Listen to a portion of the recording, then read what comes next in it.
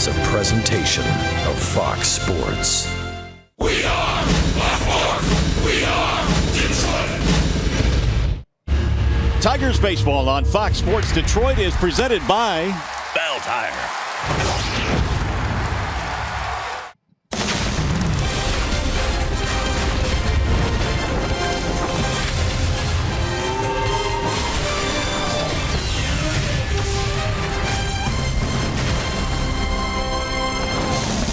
After a strong effort in his first Major League start earlier on the road trip in Minnesota, tonight Michael Fulmer makes his second Major League start, and it comes right here in Cleveland at Progressive Field. The Tigers obtained Fulmer last year at the trading deadline, sending Yoenis Cespedes to the New York Mets, and Fulmer has become the #1 prospect in the Tigers organization. Hi again, everyone. Welcome to Tigers Baseball. Mario and Pemba alongside Rod Allen. Glad to have you with us here for the series finale. If the Tigers are to get a win and escape town with at least one victory, Rod, they will need Fulmer to pitch well tonight. You know, Mario, he has the kind of stuff that he can go out here and shut down this Tribe team. He will not have to deal with trying to get his family to his first start as he did in Minnesota. He's been up here with his team for an entire week, and that stuff that he was featuring in Minnesota was lethal. It really was. Now, you've often talked about how you can really pitch well at this level with two pitches. If you want to dominate, you have to have that third pitch, and for Fulmer, hopefully that'll be the changeup. You know, I had a nice conversation with Michael the last couple of days, and we've been talking about the changeup because I anticipated that Terry Francona would have some of the left-handers in the lineup against him, and one of the things that he has to do, and Fulmer, and that's throw that changeup in certain counts. But let's first talk about where his bread is buttered. That would be the fastball. That would be the overpowering fastball that got up to 97 miles an hour, but I love the way that he really settled in. That first pitch he threw of the game was 97. That was the hardest fastball he threw all night long. But take a look at him change eye levels with his fastball. Some down, some in, some out. And then I love the way that he came upstairs with the fastball in the mid-90s. This guy's got really good stuff. That slider, that fastball, it will play at this level, Mario. But he will most definitely need something to keep some of the left-handed bats off of his fastball. I talked to some of the Minnesota Twins hitters the following day after his debut, and they said, we kind of know him now. We know he has two pitches, but will he be able to capture that changeup? All right, now, I don't want to say that Nick Castellanos has been a surprise this year, but maybe he has because he has taken that next step in his career, especially as a hitter. Castellanos, 2 more hits last night. He continues to lead the American League. You know, his skill set has always been supreme, but one of the things that he's taken advantage of, he's swinging at strikes these days, and when you swing at strikes, you're able to drive the ball all around the ballpark. And not only is he driving the ball all around the ballpark for singles and doubles, but he's finding the seats in every direction. He paces the American League with a .378 batting average. No hitter in the big leagues has a better average than Nicholas against right-handed pitching. He is in a real good place right now, Mario, and he's also starting to play some pretty good defense. He's starting to move laterally at that position very well, and he also is starting to make some plays that we didn't see him make last year. So I just kind of love the maturation process so far this year from Castellanos, and he's one of those guys that just kind of settles in behind Miggy, behind Victor, behind JD and Jay up, and he's just kind of been getting busy all year long. Pretty nice spot, isn't it? It is, man, yeah. No doubt. Tigers trying to get their first win of the season against these Cleveland Indians. Hopefully it happens tonight. After a short break, we'll send you back to the Coliseum Studios and check in with Justin White. Michael Fulmer's opponent tonight, that would be Trevor Bauer. He's back in the rotation for the Indians. Tigers Tribe coming up next.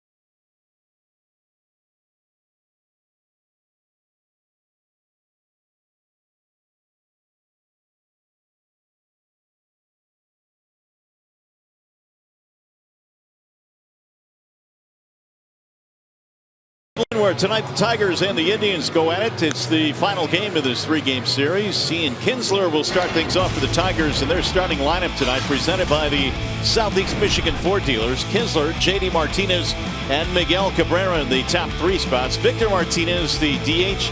Justin Upton's heating up. He's in left. Castellanos, well, he's been hot all season long. He's at third. Saltalamacchia, Aviles, and Romine, your bottom 3 tonight, and they are facing the right-handed offerings of Trevor Bauer. When the season began, Bauer was pitching out of the bullpen. 6 games in the bullpen. He's making his second start this year. He's got a power arm. Fastball gets up to 96 miles an hour. He's got a really good, legitimate swing and miss breaking ball, which would be his curveball. Let's take a look at the MGM scouting report on Mr. Bauer. A lot of sinkers this year. 35% sinkers this year opposed to just 12% last year. He's been scratched and clawed by the Tigers in 9 career appearances.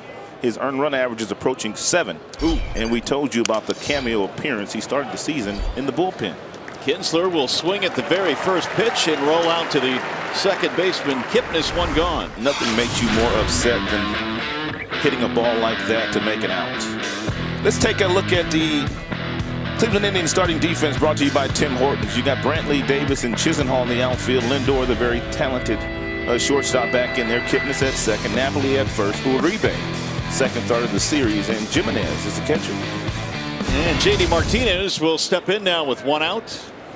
Bauer brings it home and throws a fastball high at 94 miles an hour. Did you like how I rolled those R's on Uribe? Beautiful. All of your days studying Spanish have come back to help. I sure missed not getting a couple tacos today on Cinco de Mayo. I heard you complaining before the game. We had burgers and hot dogs instead. 2 balls and no strikes. That last one sailed on Bauer. Here's the 2-0 to JD, and he sends a ground ball to third. Playing it off to his left is Uribe, and his throw is in the dirt. And Mr. Napoli is unable to pick it. And Napoli, not a first baseman by trade, but he's been getting consistent reps over there with Santana being the DH. Plenty of time here for Uribe. He bounces it over there. Most first basemen, they make this play. I mean, he had plenty of time. It was a nice, easy hop, but Uribe will get the air. E5 on the play indeed, and so the Tigers now have a runner with 1 out. It'll bring on Miguel Cabrera. 3 for 8 in the series for Miguel. He has run his hitting streak to 9 consecutive games.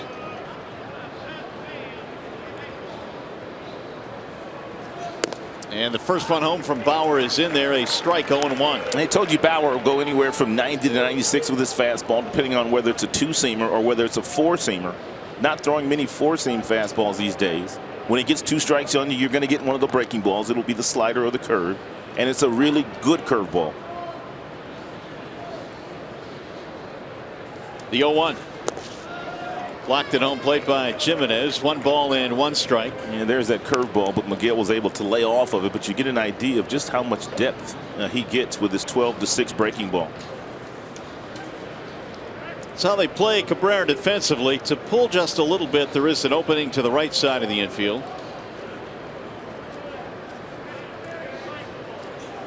And again, he stays away, and again, Jimenez goes down to block it. As far as the Tigers hitters getting shifted on, they're about middle of the pack in the big leagues. They've got a lot of professional hitters, guys like Miggy, guys like Victor, JD, and they use the whole field. Therefore, opposing managers, they don't shift on the Tigers hitters as heavily as some of the other teams they shift on.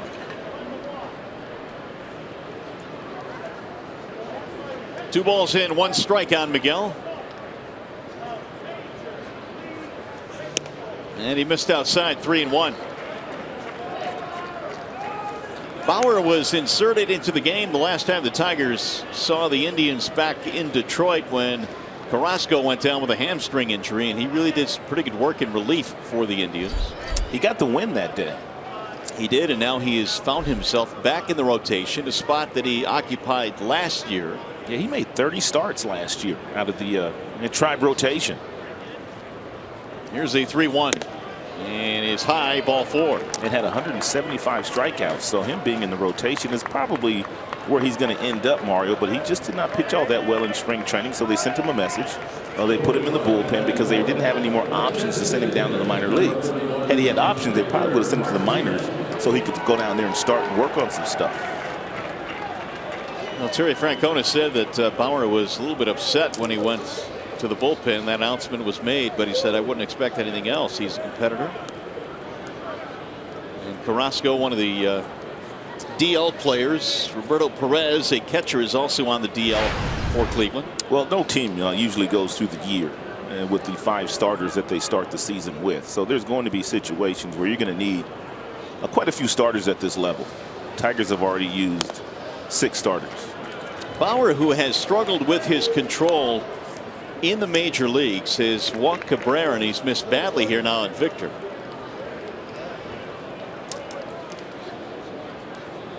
And for as much talent as Trevor Bauer has and the stuff that he possesses, the base on balls have been a problem for him. Victor batting with 2 on, and he drives one to center field on a line, and Rajai Davis will run it down. Ball hit hard, 2 gone.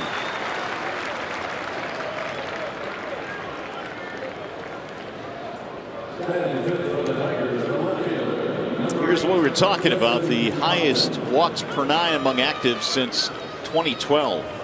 Talking to some people here today about Trevor Bauer, they say that when he came up at UCLA, also through the minor leagues before when he was with the Arizona Diamondbacks, he threw a lot of breaking balls in college and in the minor leagues. And up at this level, they lay off the breaking ball. So they want him to really emphasize fastball command, really get back to using his fastball a little bit more aggressively than he has since he's been in the big leagues. Justin Upton looks at a strike, 0-1. Not sure Upton thought that was a strike, and it wasn't. Up and in, according to Mr. Fox Tracks. Well, Justin has been red hot. He sits safely now in his last 6. It's been a good road trip for him. That one missed up and in. Looked like pretty much the same spot. 1 ball, 1 strike. A long look in by Trevor Bauer to the home plate umpire, Jerry Meals. One was called a strike, and one was called a ball. And the one that was called a ball was a better pitch than the first one. Yeah, the second one was actually a strike. Yeah. Meanwhile, Jimenez goes out to the mound to have a chat with Bauer. That's a nice visit by Jimenez. And selling Bauer down because of the long look that he gave to the home plate umpire, Jerry Meals. The Indians have scored first in the first 2 games in this series. It would be nice to see the Tigers get a clutch 2-out hit here. Here's the 1-1. High, ball 2. Bauer's fastball has been up a tick or 2, about 1 mile per hour faster than it has been. But that probably can be attributed to the fact that he was pitching out of the bullpen at the start of the year. No doubt. Guys throw a little harder coming out of the bullpen. You don't have to conserve any energy whatsoever trying to go and throw 5 or 6 innings. Now he's gone 3-1. Boy, is this good to see. 11 for his last 25 with 4 RBIs in that stretch for Justin. He's got himself in a really nice fastball friendly count here. Fly ball right field. They'll send Chisenhall back to the warning track, but the side retired. No runs, an error, a walk, and 1 man, 2 men left.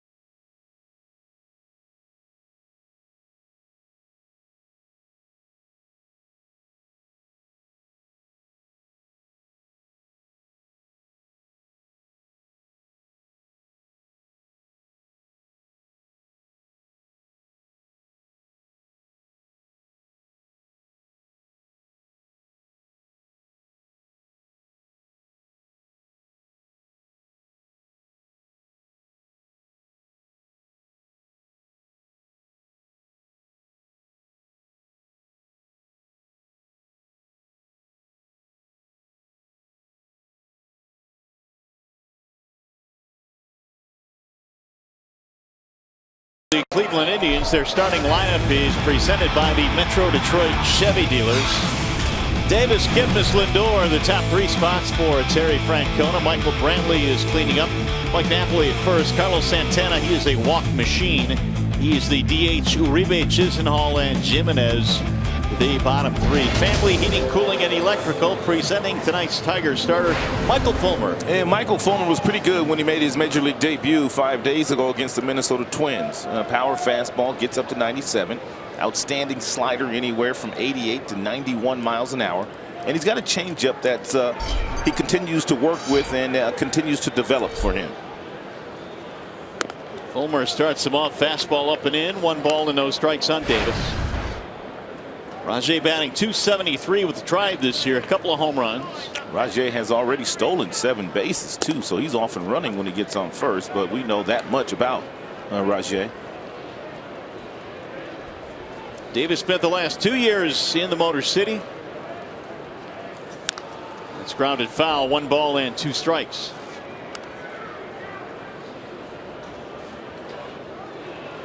Fulmer is 23 years old, out of Oklahoma City. Big kid, 6'3", 210. Swing and a miss, and Rajai Davis is out, 1 gone. Here's the slider that we have well documented that is a plus pitch for Fulmer, and he's fearless with it. That is just nasty, and if he can continue to throw the slide piece in this particular location all night long, righties and the left-handers are going to have a difficult time of picking up. He might not need to change up today. Well, with 1 out, here's Jason Kipnis. It's the first time that Saltalamacchia has caught Fulmer, and of course he's only made 1 start, but Bobby Wilson caught that start in Minnesota. And in that start, he went 5 innings, 7 hits, 2 runs, 4 strikeouts. Here's the 0-1 to Kipnis. Fouled it off, 0-2. Had a nice conversation with Saltalamacchia in the clubhouse before the game today, and I was asking him, how would you handle Fulmer? He said, well, I only saw him from the side, but his fastball looked firm, looked like he's not afraid to pitch inside. We'll do that today. We'll throw the slider, but we're going to need some more changeups too. Fouled back out of play. Already in the mid-90s here in the first inning. Would you say that as the guy makes his first trip through the major leagues that the pitcher probably has the advantage over the hitters? Oh, for sure. Absolutely, the pitcher has the advantage. The 0-2 is ripped toward right field. That'll get down, base hit. Kipnis wide turn, holds up with a single. He's got to make a better 0-2 pitch than that. While we have a second, let's set the Tigers starting defense presented by Beaumont Health. In the outfield, left to right, you've got Upton, you've got Romine. And with a start in center field, first career start in center field for Andrew. J.D. Enright, Aviles Kinsler up the middle, Miggy and Castellanos on the corner, and Saltalamacchia, the catcher here. Well, Romine now is one of 6 actives to play 7 different positions in his career. And he came on as a defensive replacement in center field earlier in the series, but this is his first start out there. Here's Francisco Lindor. Ball 1 to Lindor. 3 for 7, 3 RBIs in the series. He is also homered.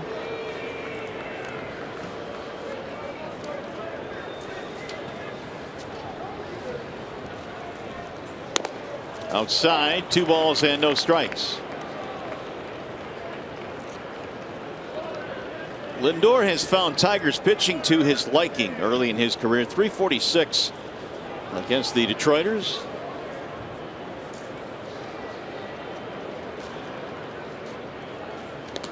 Kipnis chased back. Kipnis has 3 steals. He has not been caught yet.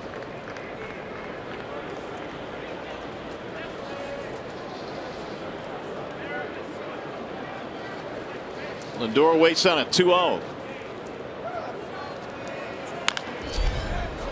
2 balls and 1 strike.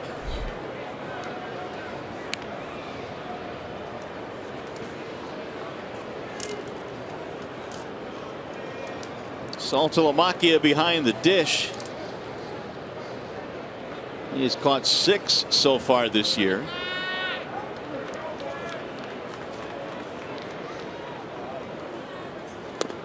Inside and low, and now the count goes to 3-1 on Lindor.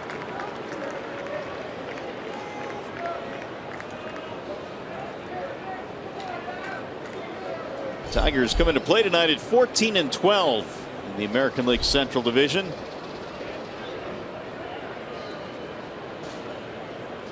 Indians back up to 500. They are 12-12. Lindor sends one right back up the middle into center field. That's a base hit. Kipnis will stop at second base. Back-to-back singles for the Indians. You talked about the fact that Lindor, when he sees Tigers pitching coming, he just plays his best baseball. Let's make that our Bell Tire pitch by pitch. The one thing Fulmer's going to have to do, especially in the middle of the order guys, you got to pitch ahead in the count. There's got to be first pitch strikes, because once you get the count to 3-1 against a dangerous bat like Lindor, who feasts on fastballs, he's going to put it in play with some authority, as he did there, and he found the seam up the middle. Messing with Miggy. Taking a page out of Jose Altuve's book. Those two have a history. When Lindor had his first big league hit last year at Comerica, he tripped around first base. And then he blamed it on Miggy. He did. He pointed to Miggy and said he did it. He tripped me. Here's Brantley. Early scoring chance now for the Indians. And we'll see if Saltalamacchia decides to call a changeup here on one of the first couple of pitches. He said he was going to do it today. He has not thrown a changeup yet. He's only a few pitches in, but he's going to need it. The left-handers have already gotten a couple of hits off of him. Ball one away. Another fastball from Fulmer. The Indians in this series are 8 for 17 with runners in scoring position. They've been much better than the Tigers in that respect. Is that good? That's really good. The Tigers just 2 of 14. That has kind of been the difference in the series, along with starting pitching. Now the 1-0. Pulled on the ground and through. That's a base hit. Kipnis to third. They're going to send him home. Martinez's throw is cut off, and 3 straight singles, giving the Indians a 1-0 lead.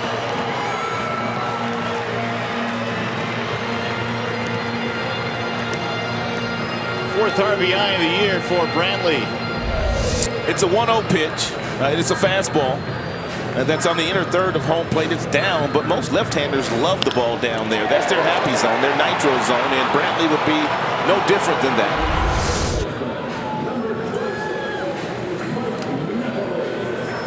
Wow, here you go now. They're updated 9 for 18. That would be 500. Yes, it would. Right on the button. Now Mike Napoli. Double play ball would look nice here. The Tigers have been really good at turning 2 this year. 36 double plays.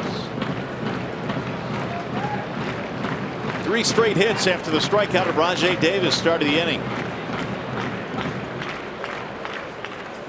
Napoli skies one toward right field. J.D. Martinez coming over, still coming toward the line, and he can't get it in foul ground. That would have scored Lindor from third. He was tagging up on the play. But it's a long strike on Mike Napoli.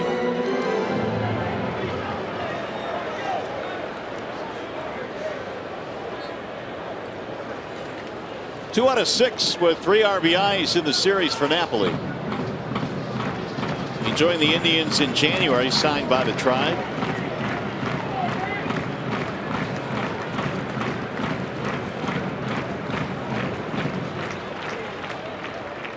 Here's the 0-1. 1 ball and 1 strike on Napoli. Fulmer last year was the Eastern League Pitcher of the Year. He was 10-3. Had as many strikeouts as innings last year. Split time in Binghamton and Erie. Ball low. 2-1. Started the season in A-ball last year with Fulmer. Yeah, he's quickly gotten himself to the top of the Tigers charts as far as prospects are concerned. Here are the numbers of Double-A last year. Really good ERA as well, 2.24. But he has gotten behind some hitters here in the first inning, and he has paid. He has to stay out of these predictable fastball counts. Even though his fastball is above average, it gets up to 97 miles an hour. Napoli's always been a good fastball hitter. And Napoli will be looking for a fastball here, 2-1. Lindor, the runner at third. Napoli sends one high in the air, deep to left field, way back and gone. Not only was he looking for it, but he got it, and he didn't miss it. He's been wearing out Tigers pitching the last 3 days. Napoli, that is. A 3-run shot for Mike Napoli. And the Indians have put up a 4 spot in the first inning. One of the things that Lloyd McClendon told me when I called him to ask him the scouting report on Fulmer, he said the one thing he's not going to be able to do is overpower major league hitters with his fastball.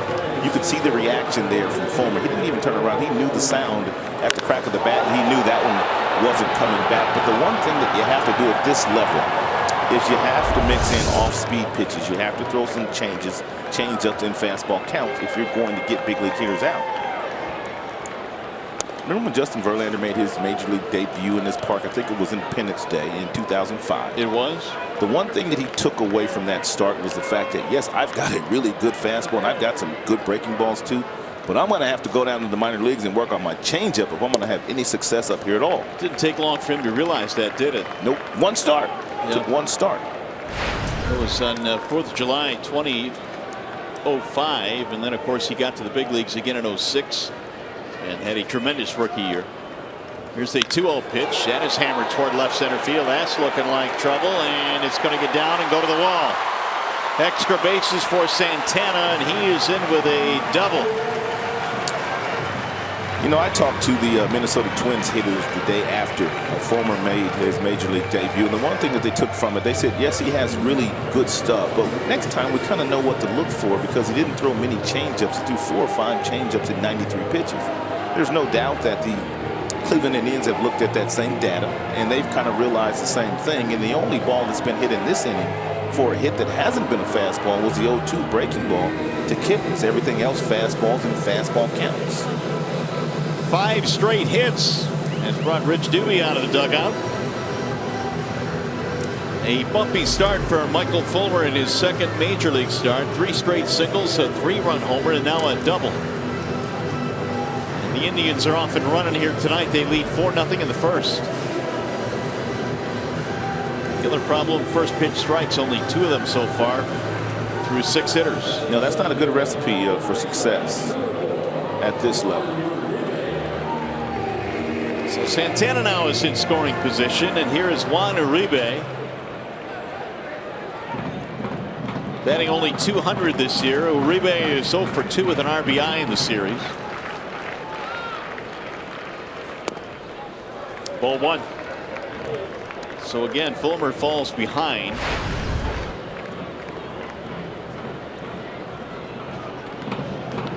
Uribe signed to a 1-year deal by the Indians.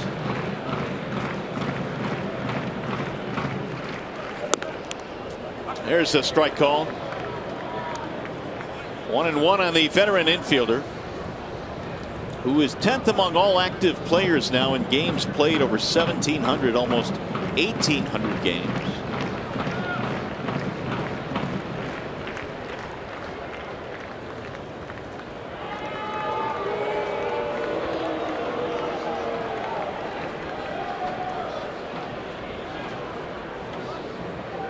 Four runs on 5 hits for the Indians here in the first. Tried to hold up, looked like he went. Oh, he did not. Ron Culpo said he did not go.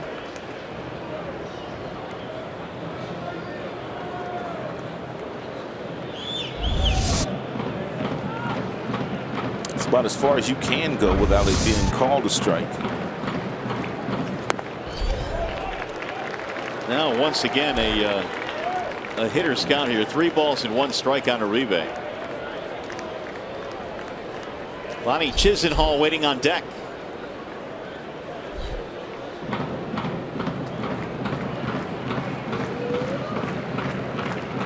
Here's a 3-1. They walked him. 6 straight have reached for the Indians, and now the Tigers are forced to make a phone call to the bullpen.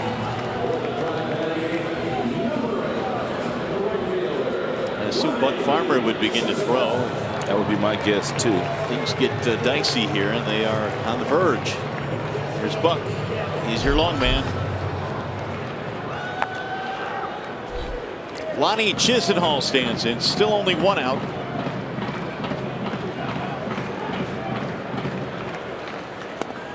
Ball 1 to Chisenhall.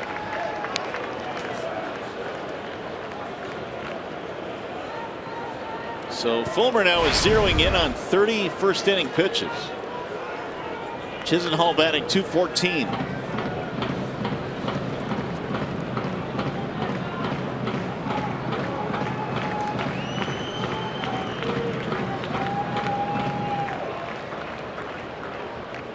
Here's the 1-0. That's in for a strike. 1-1 on Chisenhall.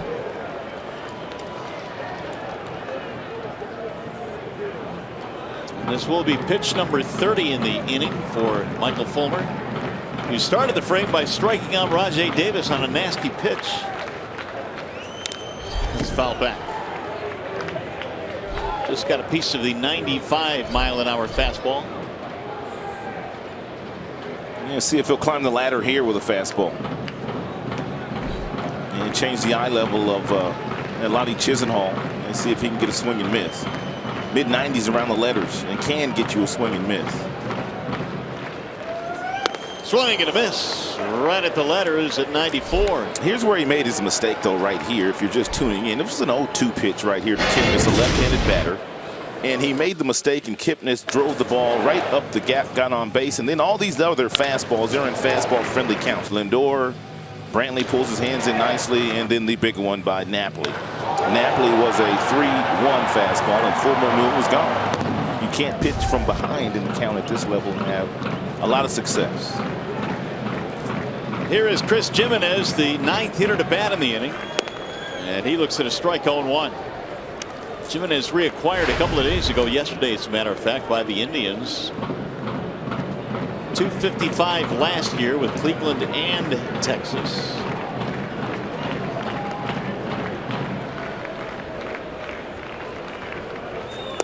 Checked it, and a strike call. Now quickly 0-2. Gimenez now in his 3rd different stint in the Tribe organization. He originally came over from the Philadelphia Phillies, didn't he, the Cliff Lee deal? He did. He's got 2 men on here with 2 outs. Swing and a miss. He struck him out, and Fulmer finally gets through the first. But he gives up 4 big ones.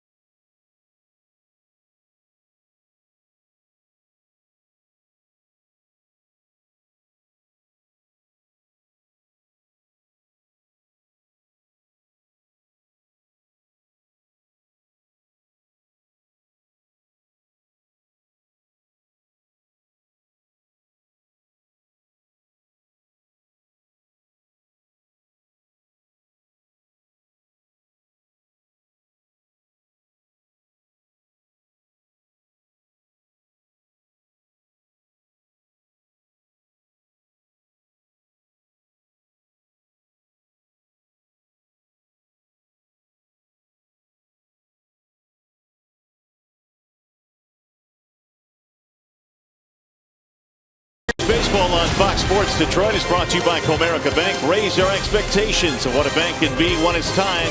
Come to Comerica. Ram Trucks. Come discover great deals during the Ram Drive and Discover events. And by Kroger. Well, the Tigers have some work to do early in this one. Final game in this 3-game series, and the drive out to a 4-0 lead. To correct something that I said when Jimenez was in the batter's box, he was not in the Cliff Lee deal. He did not come from Philadelphia. He started his career in the Cleveland Indians organization. I was thinking of Lou Marson. Yep, Lou Marson is the other catcher they got from. I was thinking of as well. Yeah, Lou Marson's the guy they got from Philadelphia.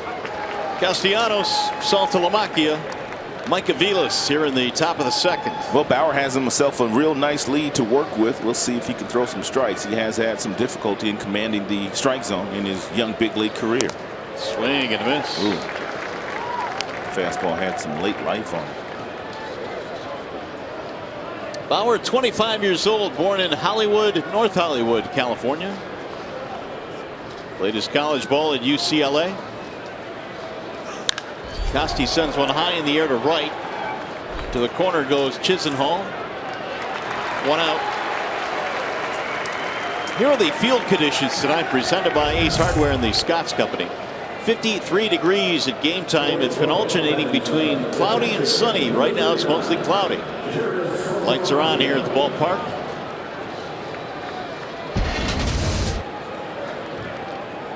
Here's Saltalamacchia.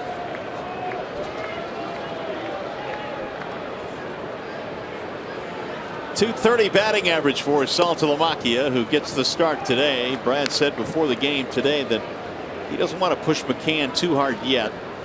He's coming off the disabled list. Here's the shift that they play. Ooh, spins him out of there. Yeah, you've got to be careful with McCann. He caught, what, 8 innings the last couple of nights. James just off the disabled list from that ankle that he rolled back in April at Comerica. And you could tell that McCann not quite feeling all that comfortable in the batter's box yet. Needs a few more reps before he starts to feel comfortable again after landing on the disabled list so early into the season. What, he had about 16 at-bats in the minor leagues before coming back? He did. Only had a couple of hits, but they were saying that he was still swinging pretty well. Here's the 1-2. Swing and a miss. Saltalamacchia is out of there. 2 gone.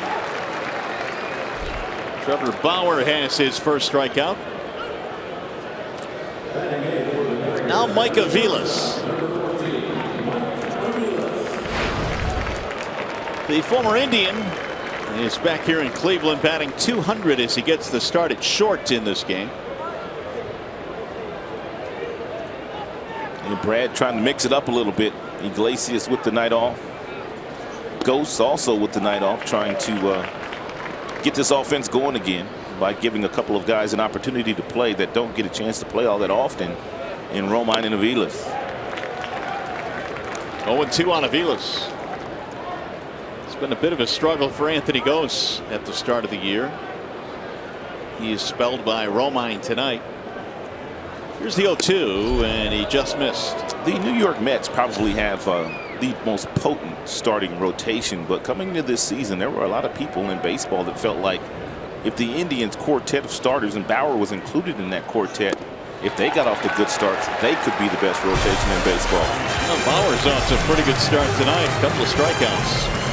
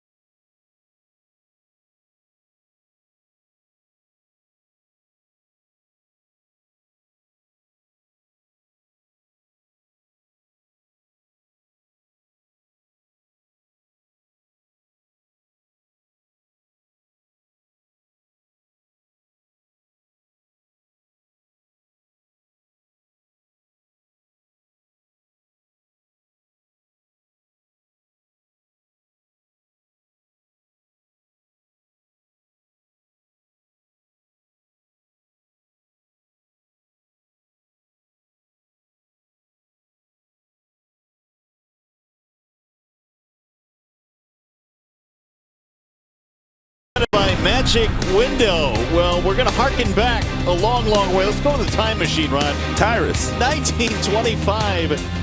Why are we showing you a Ty Cobb home run from 1925? Because on this day, he had himself a day. Ooh. 6 for 6. 3 homers. 16 total bases. And I bet Ty didn't know at the time, but one of those was going to be the Magic Moonshot. He didn't know it. 16 total bases, man. A single game total bases record. So there you go. First pitch is popped up off the bat of Rajai Davis. And into short right field. Kinsler makes the play. 1 gone. And Fulmer needs an easier inning this inning in the second. He threw 34 total pitches in the first. In that first inning of the 34 pitches, 14 were balls, 20 were strikes. So the ratio wasn't all that good. Here is Jason Kipnis. Kipnis a single. He got things started. They had 5 consecutive hits in that first inning, and he'll take a strike 0-1. Fulmer did end up striking out the side, but it was all the stuff in the middle that hurt. There's another strike on the outer edge. Nicely done. 0-2. That was a backdoor breaking ball there. There's something else Altalamakia said that Fulmer had been working on down in the minor leagues, starting that breaking ball off the plate outside to the left-handers. And they give up on it, and then it catches the corner. So we've seen one breaking ball down and in. The previous breaking ball was the one that landed on the outside corner. Kipnis waiting on a 1-2. Breaking ball got it nasty. 4 strikeouts now for Fulmer. Real nice leadership skills here shown by the veteran catcher Altalamakia. Watch him when he puts the 3 fingers down.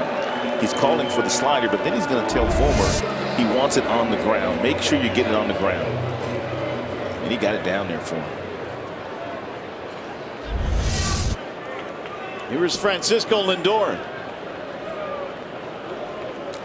He singled and scored in the first.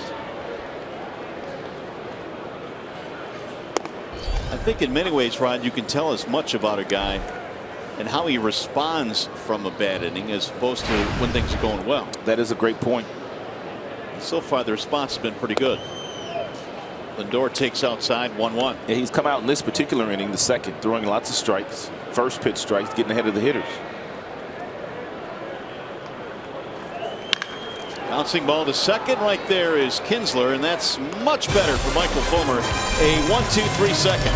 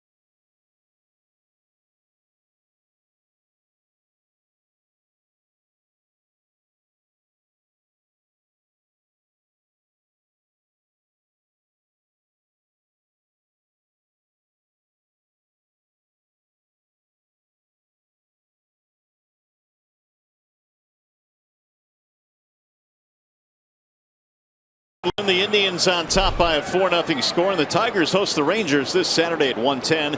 Ivan Pudge Rodriguez will participate in a pregame Q&A session It's part of the season-long celebration of the 10th anniversary of the 2006 AL Champs. Visit Tigers.com or call 866-66-TIGER for tickets. Pudgy one coming back to town. Yes, he is. Trevor Bauer goes back to work facing Andrew Romine. His first at bat of the ball game. Slow roller toward third. Uribe surrounds it. One gone. A lot of soft contact so far. And through the first time through the order for Mr. Bauer. He has retired 6 in a row now, back up top to Ian Kinsler. And the only ball hit hard was a line drive to Rajai Davis off the bat of Victor Martinez.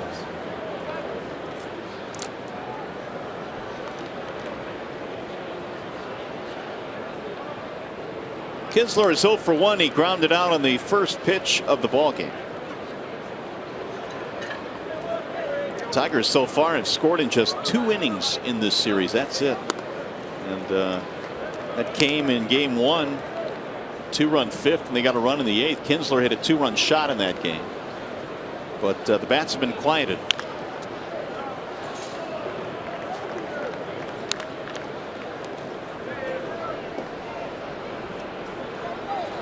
Eight runs scored in 5 games this season against the Tribe. In the Tribe, they have scored 33. Outscored 33-8. And because of that, the Tribe have won every game so far, and they lead 4-0 today.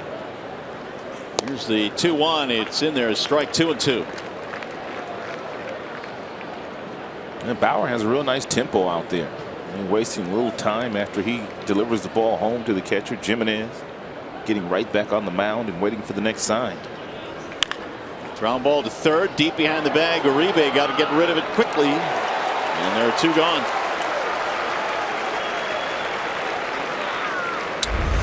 And pretty nice footwork here by Uribe, who bounces up and he gets the best possible hop that he could get. He backhands it, and then he throws a clothesline across the diamond. Uribe's always had a nice throwing arm.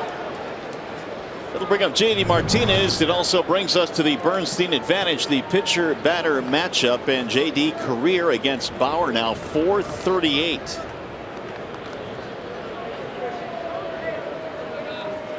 JD reaching on an error by Uribe in the first inning. Like a cut fastball there.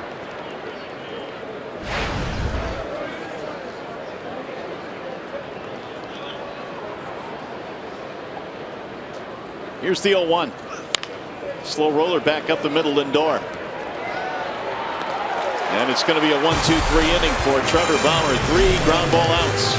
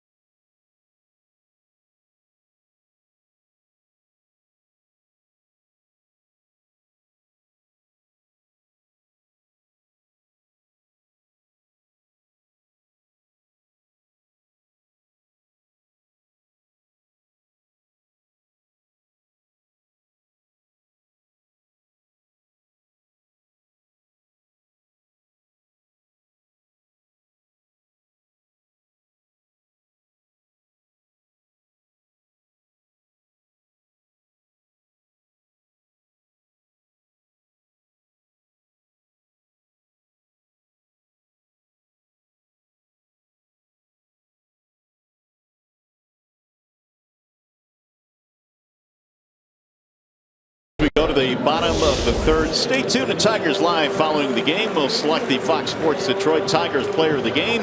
presented by McDonald's. Stop by for your breakfast favorites, now being served all day. So Michael Fulmer back to work. 34 pitches in the first and only 9 in the second. Much better. Michael Brantley leads it off, and he'll take ball 1 outside. Brantley an RBI single right ahead of the home run by Napoli. Here's the 1-0 pitch, and it's in for a strike. 1-1.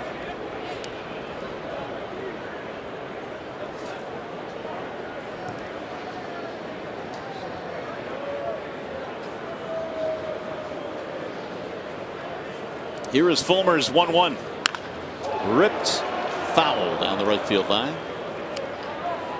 Brantley now starting to have some swings, Rod, where it looks like he's getting his timing back. And no coincidence the Tigers are in town, though, too, because Brantley pretty much has worn out Tiger pitching since he's come to the big leagues. And even though he's off to a slow start, he has gotten some really good swings in the 3 days he's played against us. Want that breaking ball down again. We'll see if he'll chase it. Left it up, and it's going to get through into center field, out of the reach of a diving Aviles. Leadoff man on. Time for a game break now. Trevor Thompson.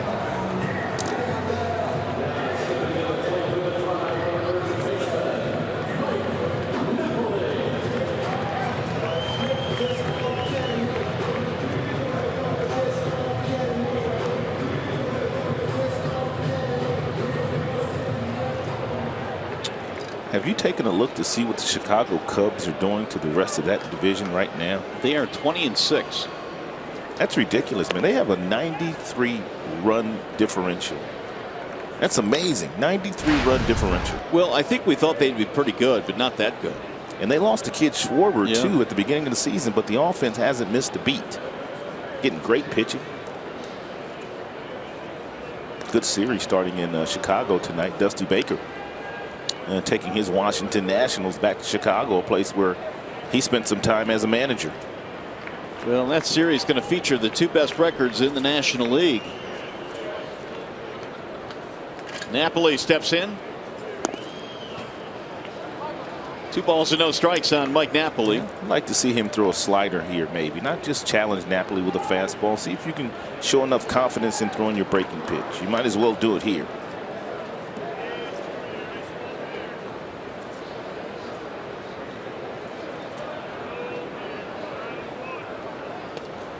Looks like Saltalamacchia was creeping inside for the inside fastball.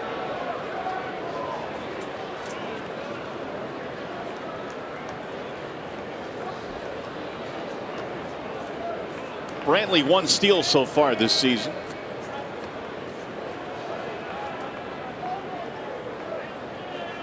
The 2-0 outside, 3 balls, no strikes.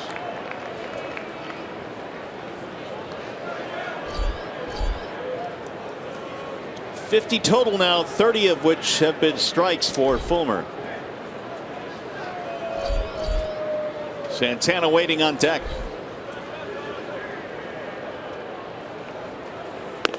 That's in there. 3 balls and 1 strike.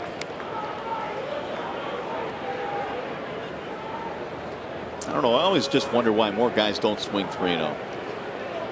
It's such a tough count because you've worked so hard to get yourself into that particular count, and then if you don't have great discipline, we've seen a lot of guys swing at bad pitches. Ball 4. This might be a double play ball. Aviles to second 1. There's a double play. It's a nice job there by Aviles, going to his right, throwing from underneath, but also throwing very accurately to the second baseman Ian Kinsler. And Kinsler obviously grabs it and takes very little time getting it across the diamond. It doesn't really matter who's playing shortstop. Kinsler still has no issues whatsoever. That is the 37th double play the Tigers have turned this year. Only the Texas Rangers have turned more. They've got 41. Now Santana with the bases empty. Doubled in his first at bat, but did not score.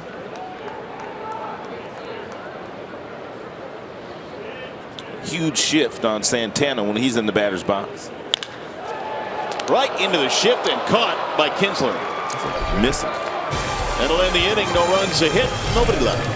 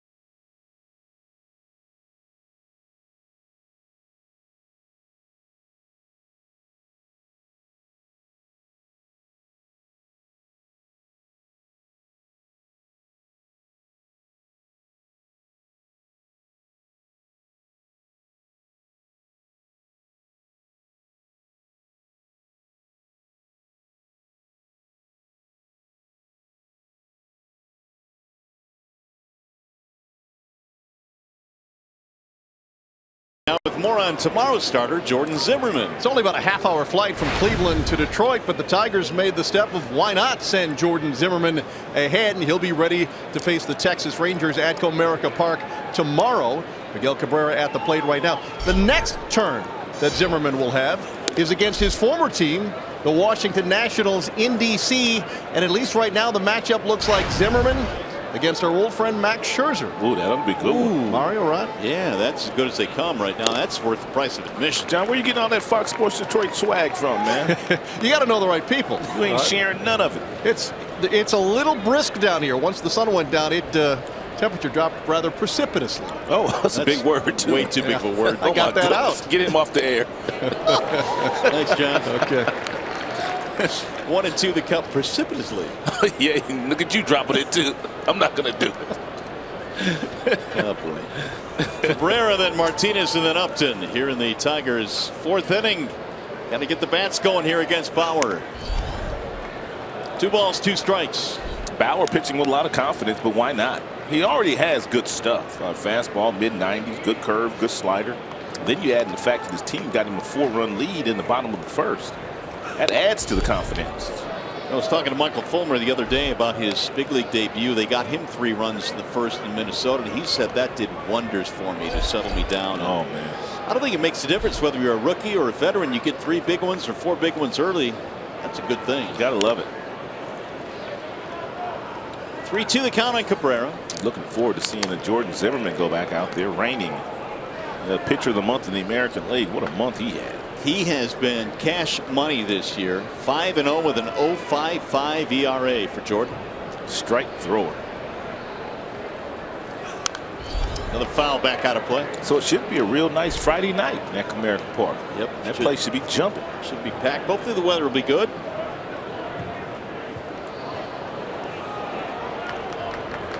Mickey got off to a sluggish start in his first 17. Batting average was right around 200, but then the next 9, batting average way up. Meanwhile, Cabrera has walked for the second time, this time to lead off the 4th inning. That'll bring up Victor Martinez, who hit the ball sharply in the first, but straight at the center fielder Davis. It's really the only hard contact that's been given up so far tonight by Bauer. V. Martinez 11 for 22 on this road trip. They've got him swung around to the right side of the infield. Cabrera dancing off the bag down there with nobody biting.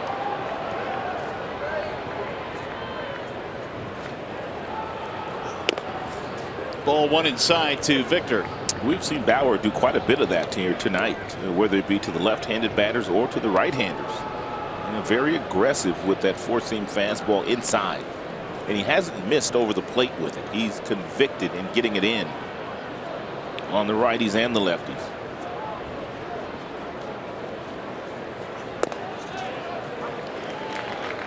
One and one now on Victor. Martinez came in with 9 RBIs in his last 11 games. Had that 4-hit game in Minnesota. That was on Friday night.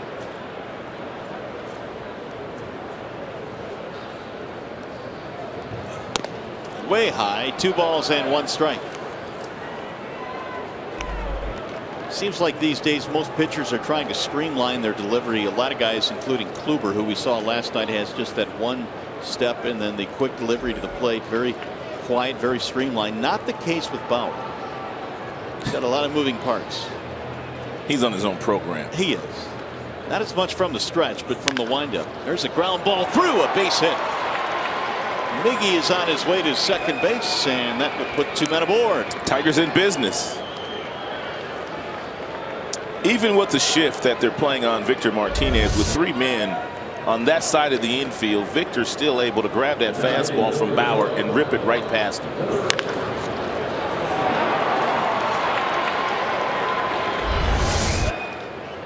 So the Tigers have something going here in the 4th, 2 on and nobody out.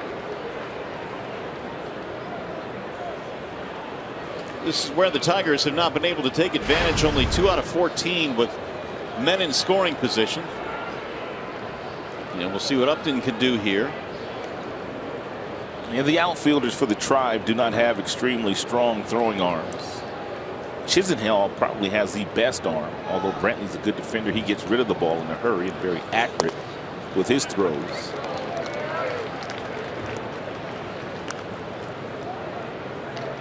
Tigers had 2 men on with 1 out in the first inning, but Martinez hit a bullet to center and Upton flat out to right.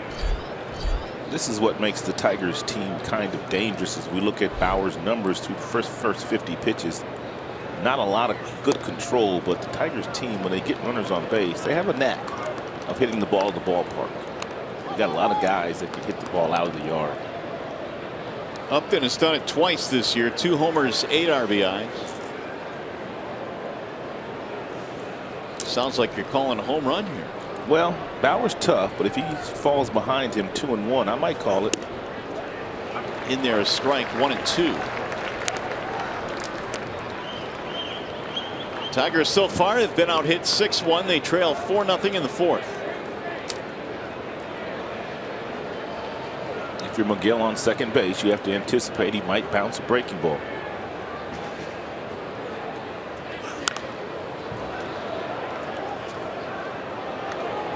Upton really, until the start of this road trip, just could not get it going, but this has been a very good trip for him. 10 for 22. Yeah, he had been swinging and missing a lot, and he had been swinging and missing a lot of fastballs, which had pretty much been how his career has been. He's been a great fastball hitter his entire career, and still is. Ground ball to third, foul outside of the bag.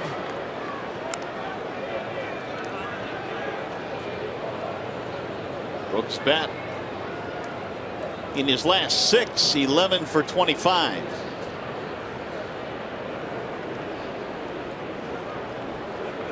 Conversation on the mound now as Bauer has a chat with Jimenez. I don't think Jimenez liked that last pitch. The location that was thrown to Justin Upton. It was an off-speed pitch that it just kind of faded right in the middle of the plate.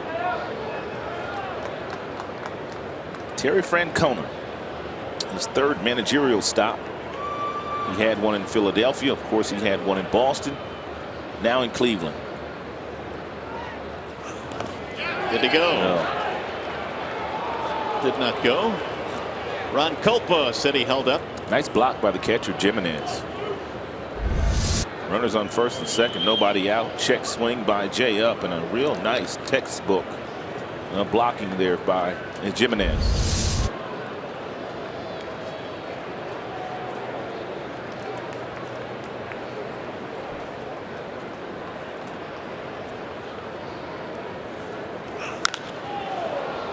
Sailing down the right field line, but slicing out of play.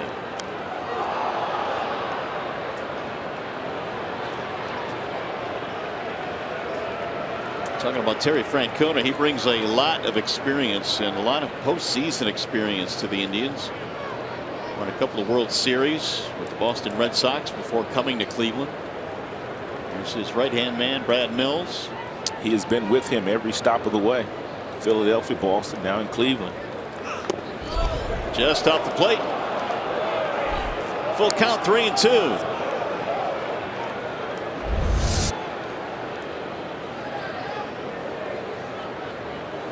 Bauer wanted it, didn't get it. Runners will not be running here on the 3-2 count.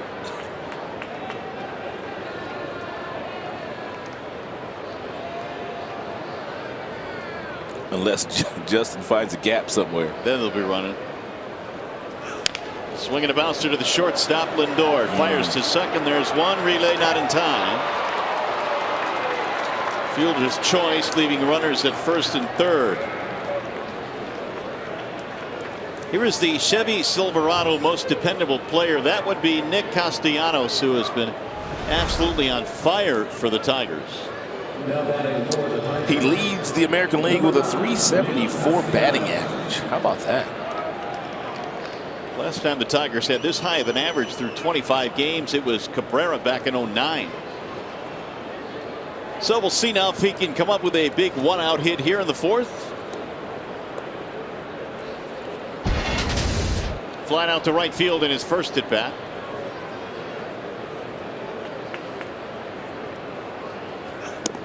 Ball one.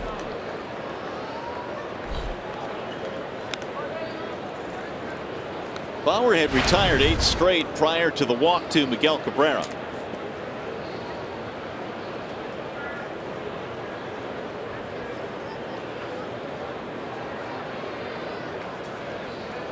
Here's the 1-0 pitch. Swing and a miss, and a big swing by Nick. 1 ball, 1 strike.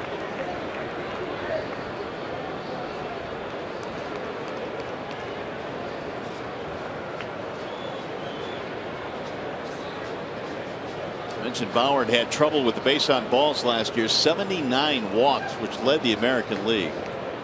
Piled up a lot of strikeouts, but a lot of walks to go with it. Low ball 2.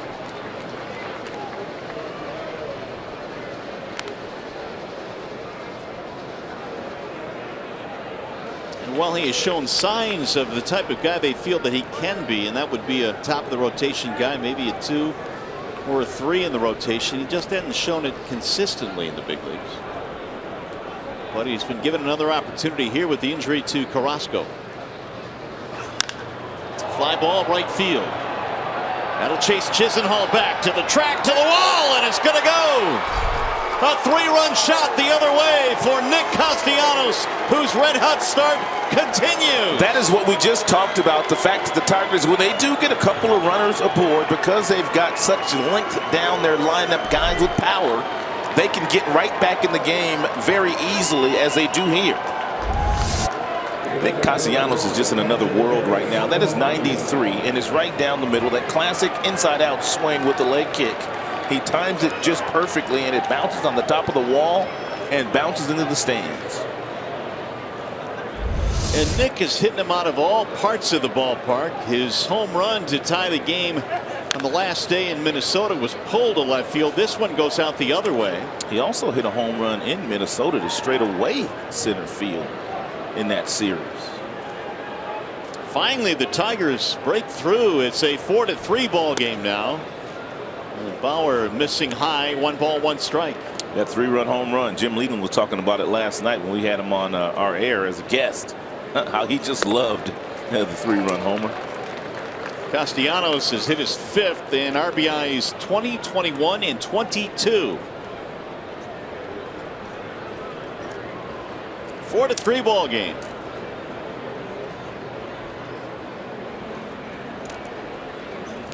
Swing and a miss. Saltalamacchia trying to hold up, but he went.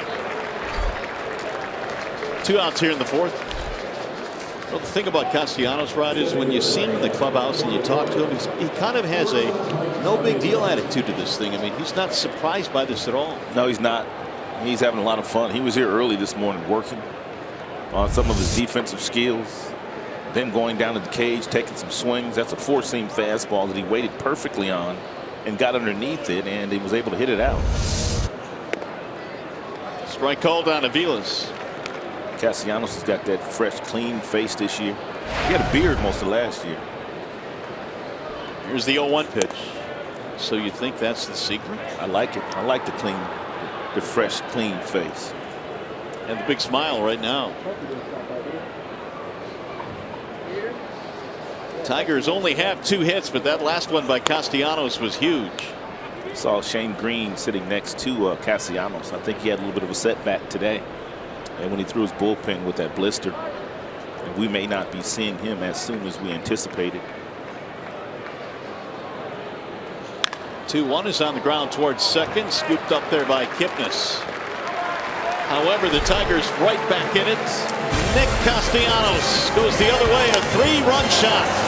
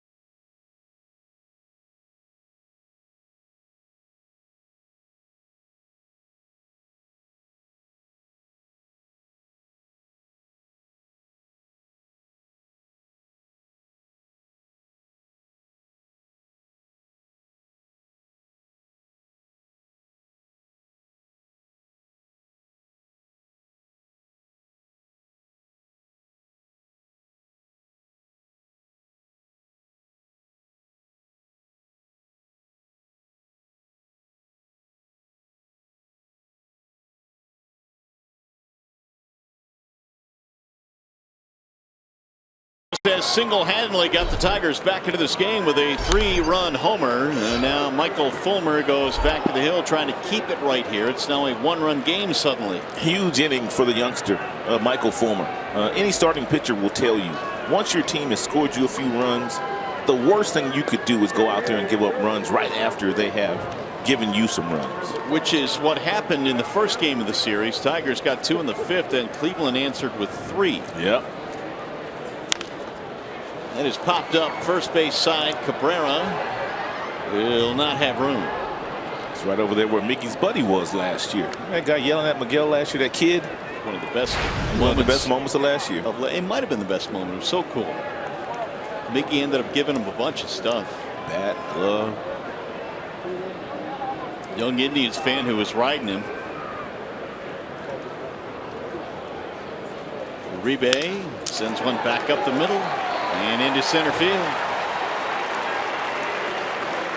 Well, here it is. Last year,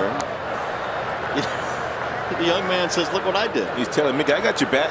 Mickey said, cool.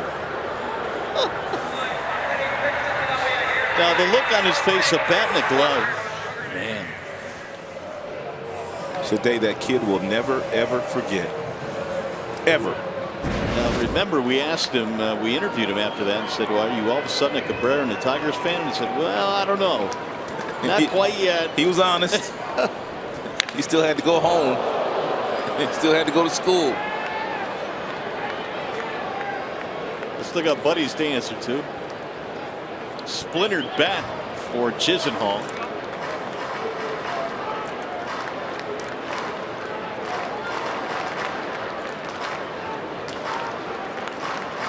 Chisenhall struck out in the first inning. Indians now have 7 hits already in this game. They've been helped out, or the Tigers have, at least, by a double play back in the 3rd.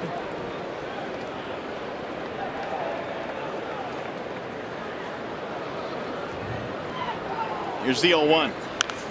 Fouled away, no balls and 2 strikes on Lonnie Chisenhall, who's off to a rocky start. He had a wrist injury which kind of dogged him, along with a forearm problem in spring training. He has not been able to get it going. 1 for 4 in the series for Chisenhall. Way high. 1-2. 4 runs on 7 hits for the Indians. 3 runs on 2 hits for the Tigers.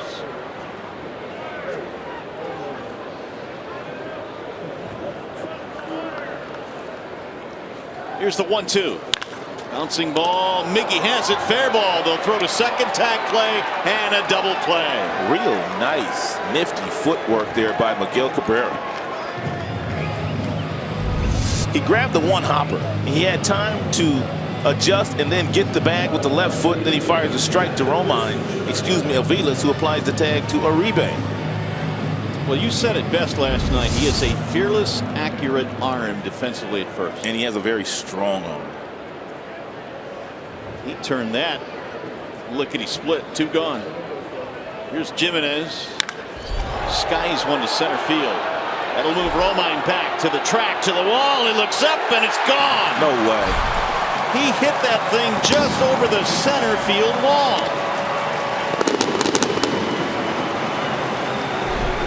Talk about a wall striker. That is Jimenez's first hit and RBI of the season. It's a 95-mile-per-hour fastball that split the plate, and a nice little uppercut swing by Jimenez, who doesn't hit many, but Romine in center field ran out of room.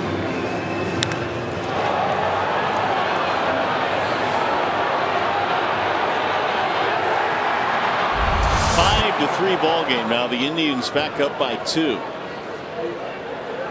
There's Rajai Davis. Second home run tonight for the Tribe. The other belongs to Mike Napoli.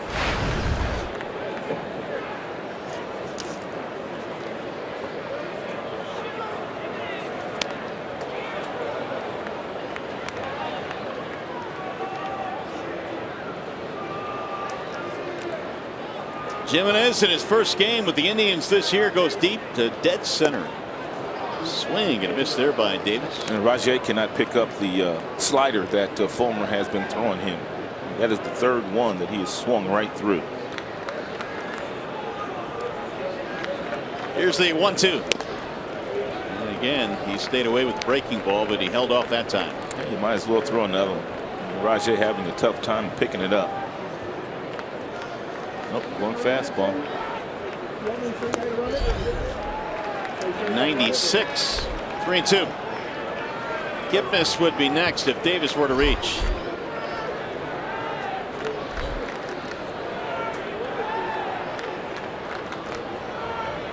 Here's the 3-2. And he lost in ball 4. 2 out base on balls, and we remind you to support breast health awareness and Pink Out the Park on Mother's Day, May 8th. Tigers hosting the Rangers at 1:10 p.m. Get a ticket plus special Pink Out the Park t-shirt by purchasing at tigers.com/pinkouts. That's coming up on Sunday, Mom's Day. Rajai Davis leads the tribe in stolen bases. He has already stolen 7, and with 2 outs.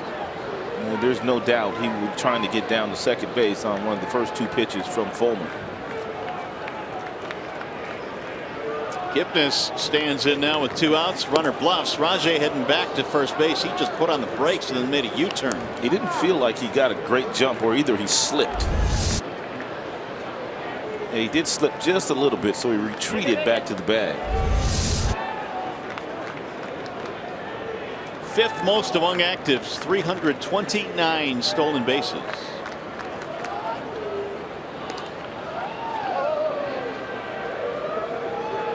Went back in awkwardly that time.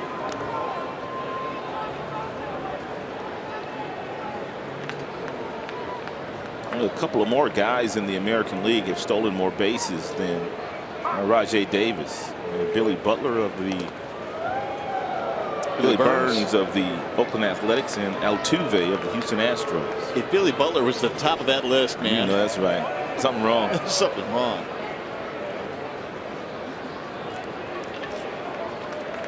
Fulmer now with the 0-1. Fly ball down the right field line. Martinez on the move. JD will get there to retire the side. The home run by Jimenez makes it 5-3.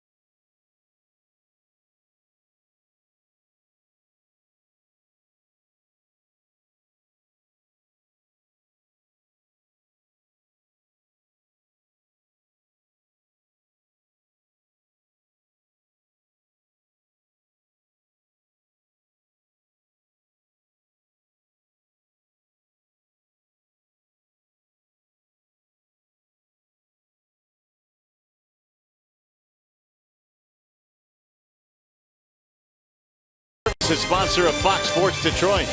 Bell Tire, get the lowest tire price, period. Bell Tire. And by Chevrolet, more than you expect for less than you imagine. Here come the Tigers now as we go to the 5th inning, down by a couple of runs. Trevor Bauer is facing Andrew Romine, then Ian Kinsler and J.D. Martinez. 1 ball, 1 strike on Romine.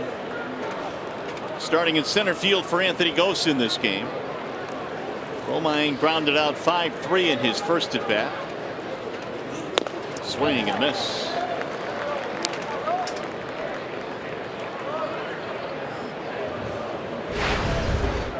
Romine's last start was on April 24th. And so he has not been able to get too many at bats. He has come on as a defensive replacement a couple of times since. And one of the reasons that Brad Ausmus has him in the lineup today.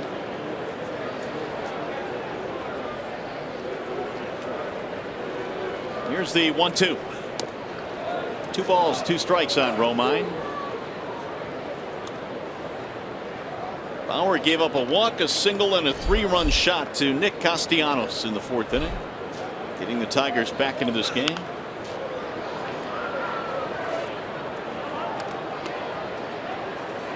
Andrew comes from a baseball family. Kevin Romine, his dad, played in the big leagues. Austin, his brother, catches with the New York Yankees.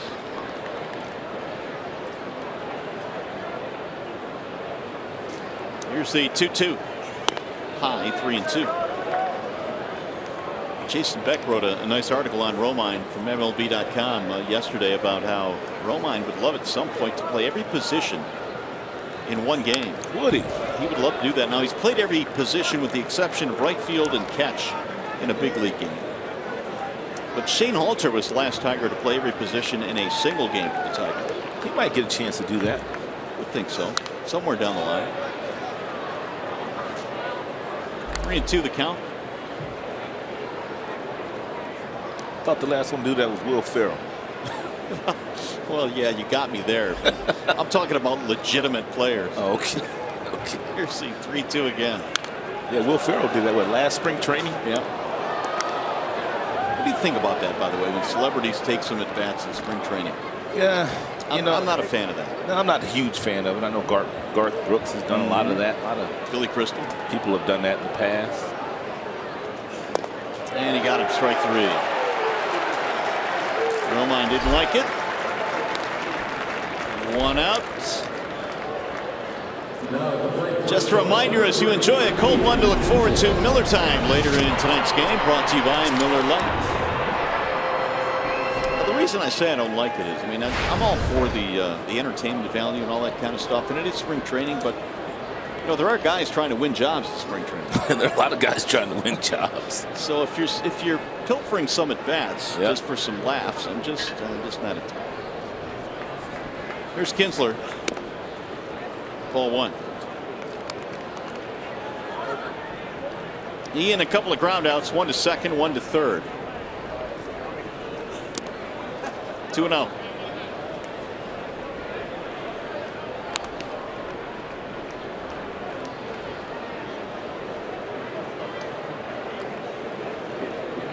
Bauer has had to work in this game. He's up to 83 now as we play here in the 5th. Here's the 2-0 pitch, and it's in there. Strike 2 and 1 on Kinsler. 5 runs, 8 hits for the Indians. 3 runs, 2 hits for the Tigers.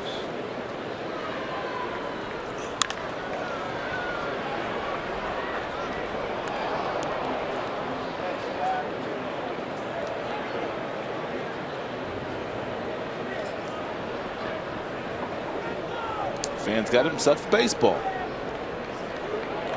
Wearing that Texas Rangers hat. The Tigers will see tomorrow night. And again, full count now, 3-2. Or he could be an Ian Kinsler fan. Ian, of course, wore that hat for a number of years before being traded to Detroit. In the air to center, right at Rajai Davis. 2 up, 2 down here in the 5th. We'll bring up J.D. Martinez.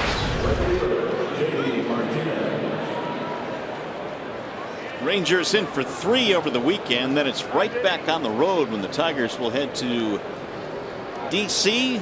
to take on the Nationals and then the Orioles in Baltimore. JD is 0 for 2. He did reach out an error by Uribe in the first inning. He pours in a fastball in 94, strike one.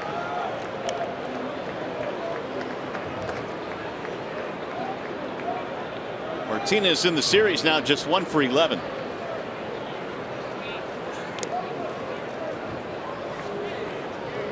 And really, when you look at JD's numbers on the trip, he has cooled considerably, 3 for 24. So they've found a way to slow down what was a really hot bat in the month of April. One of the things I've noticed about JD Martinez since he's been batting second, he's not getting nearly as many fastballs as your normal number 2 hitters would get because of the damage that he's done in the big leagues the last couple of years. They are still treating him like he's a middle of the order bat. Yeah, even though he has Cabrera sitting behind him, he still has the ability to hit it a long way. Bauer is ahead 1-2. Going fastball away. Overthrew it. Loves his curveball with 2 strikes. Miggy on deck. Missed low, 3-2. Well, if Martinez reaches here, the tying run, Cabrera would stroll in.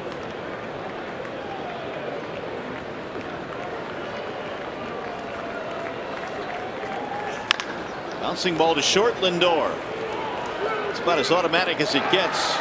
And it's a 1-2-3 inning for Bauer. Tigers baseball presented by Bell Tire.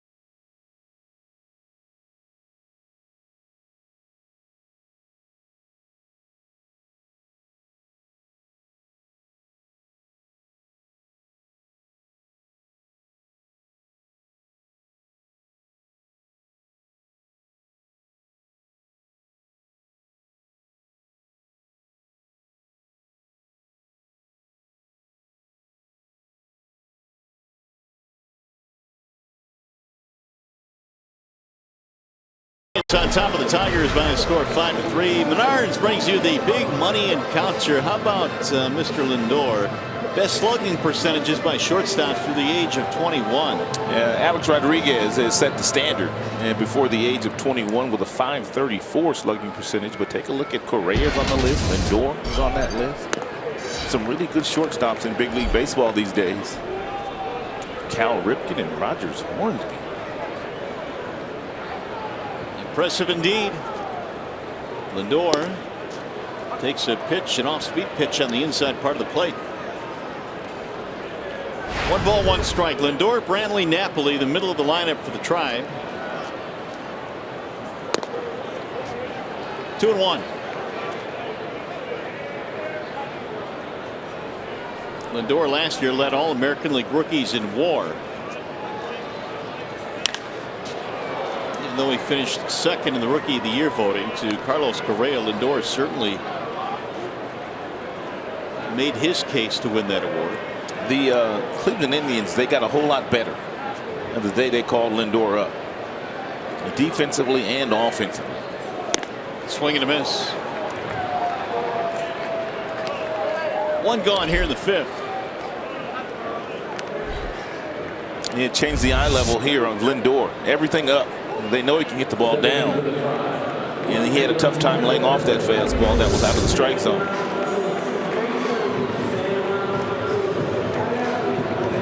Here's Michael Brantley. First time I've really ever noticed the Tigers in the infield over shifting on Brantley. Aviles, the shortstop, directly behind the second base bag. Brantley has a couple of singles in this game. One of them drove in a run in the first inning. There's a defensive alignment. Infield playing deep and shading him to the pull field. There's that backdoor slider. He starts it off the plate, and the hitter gives up on it, and he catches the outside corner. This is a really good pitch, Mario, for Fulmer until he really develops a really good feel and confidence for the changeup. Because it really gives him a couple different breaking balls. One on the inside part of the plate to the lefties, and then a pitch on the outside part of the plate to the left-handers as well. 1 ball, 2 strikes. Going to elevate another fastball. Brantley laid off. He didn't even flinch at it. How many changeups have you seen Fulmer throw tonight? I cannot remember one. Can't either. 2-2.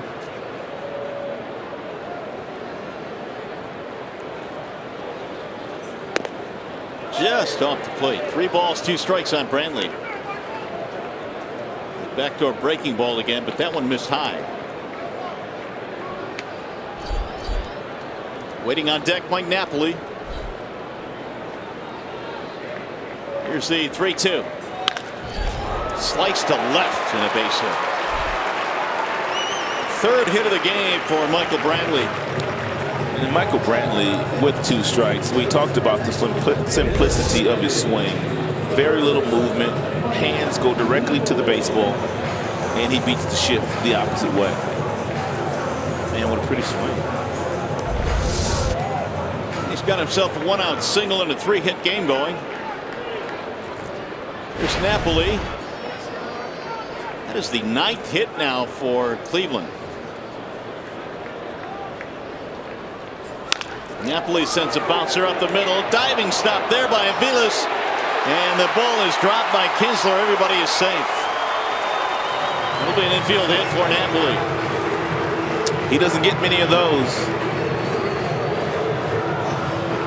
I thought maybe they were going to have time to change to turn 2, but once Aviles left his feet, now that took 2 out of the equation, but he had time to get 1, but he could not get the ball out of the glove. And of course, if Kinsler catches it, they do get the out there. So the Indians now have another threat. Santana steps in. Double and a line out. Hit the ball hard as last time, up and right at Kinsler.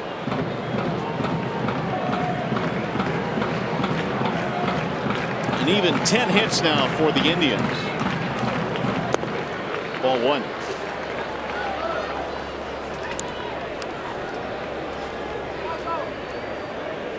Activity in the Detroit bullpen. Drew Verhagen.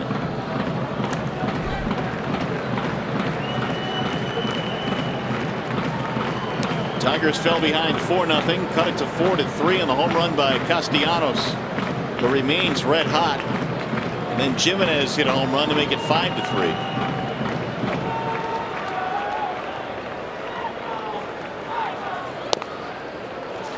Two 2-0.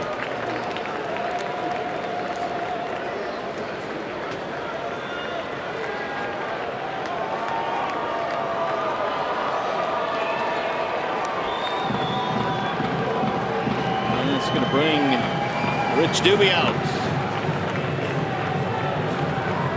Falling behind Santana here.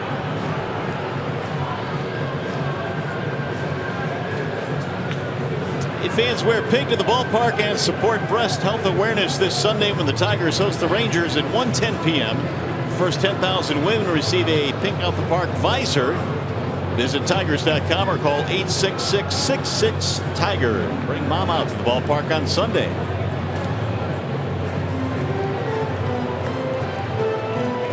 A quick visit by Rich Doobie.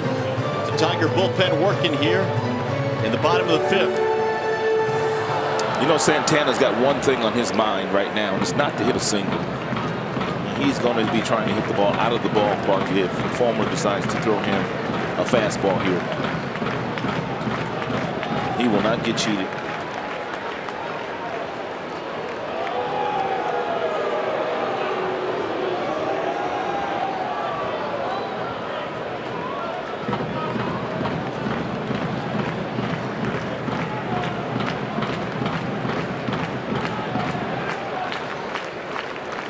Here's the 2-0. He had a rip and a big one, 2-1. It's a good pitch. He did not give in. He did not throw Santana a fastball there. He threw a slider. And it's a good pitch.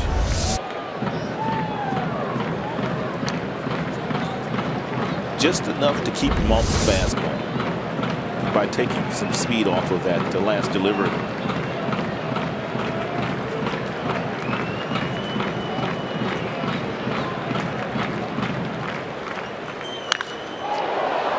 Whistled foul back in the seats. 2 balls and 2 strikes.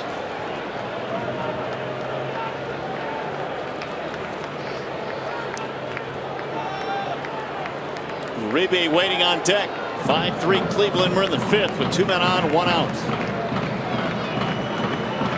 2 singles, Brantley and Napoli. Swing and a miss. Ooh, that Nass slide piece was absolutely dirty. He fell behind him, 2 balls, no strikes. He did not give in. He threw 3 straight sliders, and the last of which was absolutely filthy.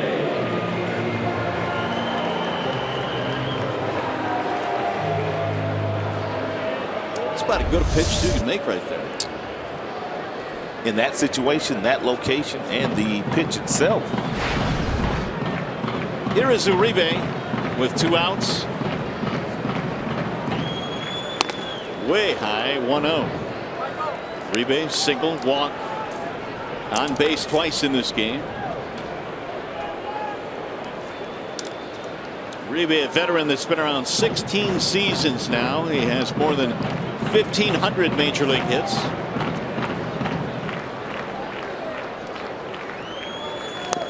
Way outside, 2 balls and no strikes.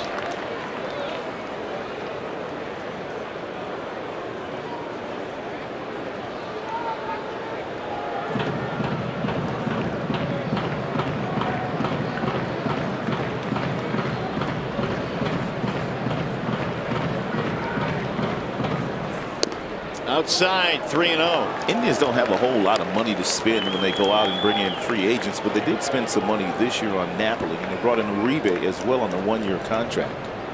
Uribe also has postseason experience. Won a world championship back in 2005 with the White Sox and 2010 with the Gigantes. Little pop-up into shallow center field. It is dropping quickly. Look out. And near collision in right center. And JD makes the catch. That could have been disaster. JD Martinez calling for it. Runs into Romine.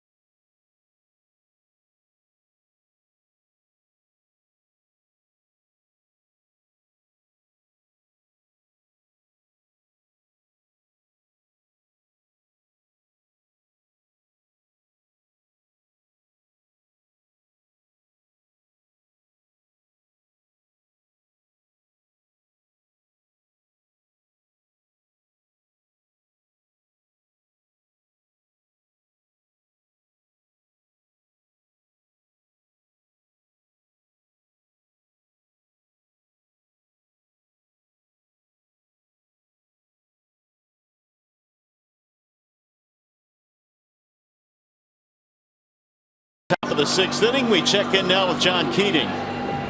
It's a little busy down here. Well, across the way at Quicken Loans Arena, the Grand Rapids Griffins are tied with the Lake Erie Monsters. No score at the first intermission. And a guy who used to play for the Griffins, now plays for the Red Wings, Gus Nyquist, had a horse named after him. Nyquist is going to run in the Kentucky Derby on Saturday. And during the course of the hockey season, Trevor Thompson got to meet the horse and his owner, who has a habit of naming his horses for Red Wings. And we'll have that feature for you tomorrow during Tigers Live at Comerica Park.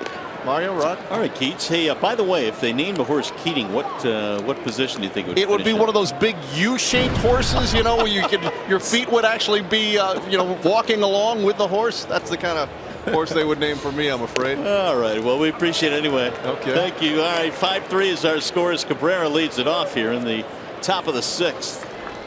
It'll be Cabrera, Martinez, Upton, middle of the lineup against Trevor Bauer, whose pitch count is up to 95 now.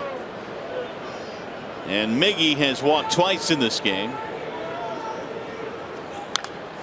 It's driven back out of play. Here's what Keating meant by that horse. There we go, the U-shaped. And he's walking too now. And I think the fingers really give you the idea of what we're talking about here. Acting, Keats, acting. Nicely done. Lindor, speaking of nicely done, makes another good play. One gone. And speaking of nicely done, Bauer has been in the kitchen of a lot of these right-handed batters here today. He's jammed a lot of guys with good fastballs. Well, he's retired 6 in a row since the home run by Castellanos. Here's Victor Martinez. Vic tonight with a single and a hard hit ball to center field for an out. There really haven't been too many weak outs off the bat of Victor Martinez this year. He is seeing the ball as well this year as he did a couple of seasons ago when he finished the runner-up in the MVP voting to Mike Trout.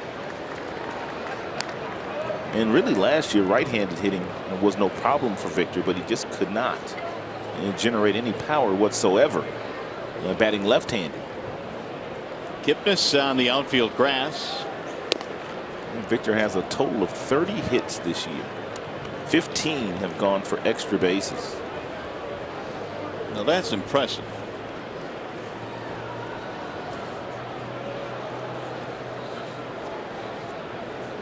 Here's the 1-1. 2-1 on Martinez. Manny Machado leads the American League with 38 hits. He's having a tremendous year. We'll see Machado on the next road trip. Bauer, as you see now, has reached 100. And Machado having a lot of fun too, playing the position he played in the minor leagues, shortstop. 3-1.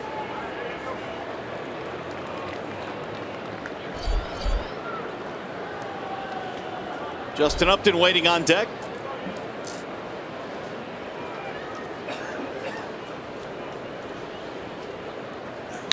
Bouncing ball to first. That's a fair ball behind the bag. Napoli has it. Victor is out, 2 gone. It's a nice job by Napoli over at first base, backing up to get the proper hop, the hop that he wants. And ball got some topspin on it, nearly got past him.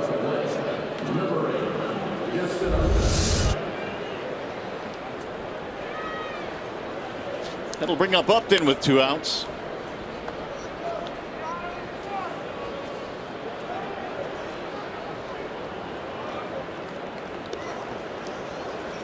Upton reaching on a fielder's choice in the 4th inning and scoring on the Castellanos home run. Swing and a miss.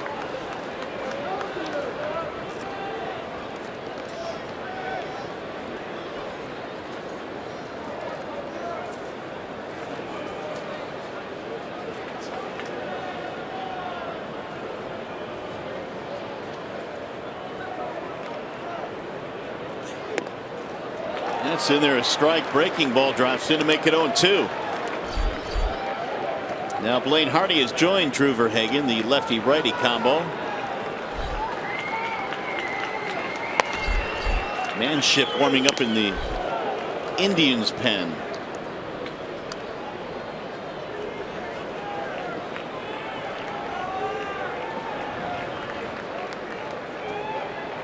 Here's the 1-2. Down the left field line. That ball is hooking, and it's off the top of the wall. Upton is on his way to second. Here comes the throw, and he's going to be safe. It got away from Kipnis, and Upton is aboard at second base. And Brantley plays this wall about as well as any left fielder because he's been in this ballpark for a number of games, and he throws a ball to Kipnis that should have been caught. I don't know if they get the out or not with the slide to the outside part of the bag there by Upton, but a nice throw by Brantley. Real nice swing by Justin Upton, too, on that low breaking ball. Looks like that's going to be it for Trevor Bauer, who will not get through the sixth, but really pitched well aside from the home run tonight. Wallside Windows pitching change. Indians go to the bullpen. We'll be back.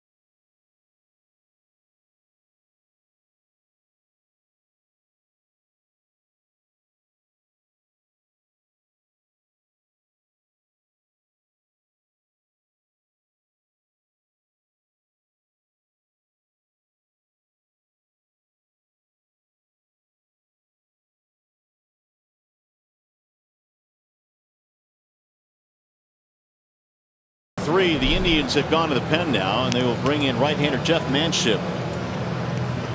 And the Tribe bullpen has been struggling a little bit as of late, but not Manship. In 9 games this year, he has a couple of holds. He has not given up an earned run. Fastball goes anywhere from 90 to 92. Here's the Magic Moonshot presented by Magic Window. It is courtesy of Mr. Castellanos, who did it again. Got the Tigers back in the game with a 3-run homer. That came back in the fourth off Trevor Bauer. And Manship, Manship also throws a slider and a curveball. Yeah, we'll see what Nick can do here with a runner at second and 2 outs. Ball inside, 1-0. Manship hails from San Antonio. He's 31. 32 appearances out of the bullpen last year for the Tribe. And good count to hit in here for Nick. He has found himself consistently in fastball favorable counts all year. Good breaking ball there thrown by Manship, though. Tigers have been badly out hit in this game, 10-3, yet they trail only by 2 runs. And one swing of the bat here from Castellanos away from tying it up. Upton has doubled off the wall and left. Drill toward left field. On the move is Brantley to the wall and makes a sliding catch. What a catch by Brantley. Castellanos made a bid for an extra base hit, and Brantley stretches out. It looked like he got turned around momentarily, but then he stretched out on the warning track and made a wonderful grab. The Tigers are turned back.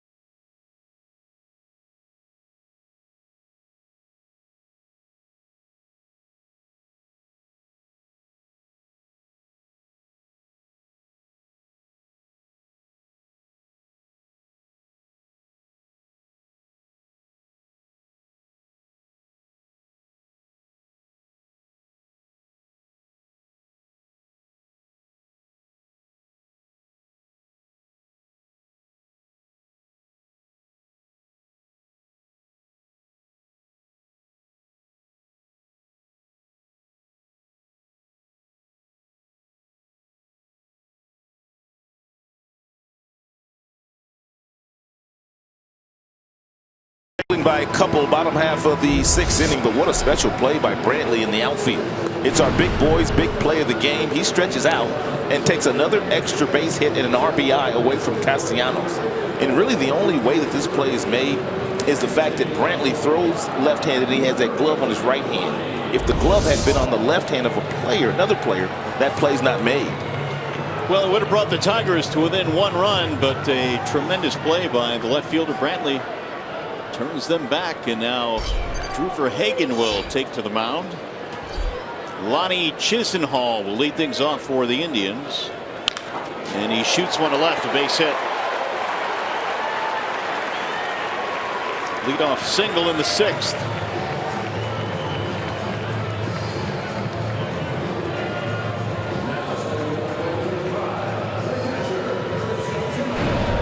Verhagen pitched very well for the Tigers down the stretch last year, but he's gotten off to a sluggish start this season. In 11 games, 12 games, excuse me, 11 innings, the ERA over 7. But he's still getting tons of ground balls, which is exactly what he needs right now. Jimenez showing bunt and failed to do so. He fouled it right into the glove for strike 1. How about that? He had a home run his last time up, his first hit of the year, and an RBI.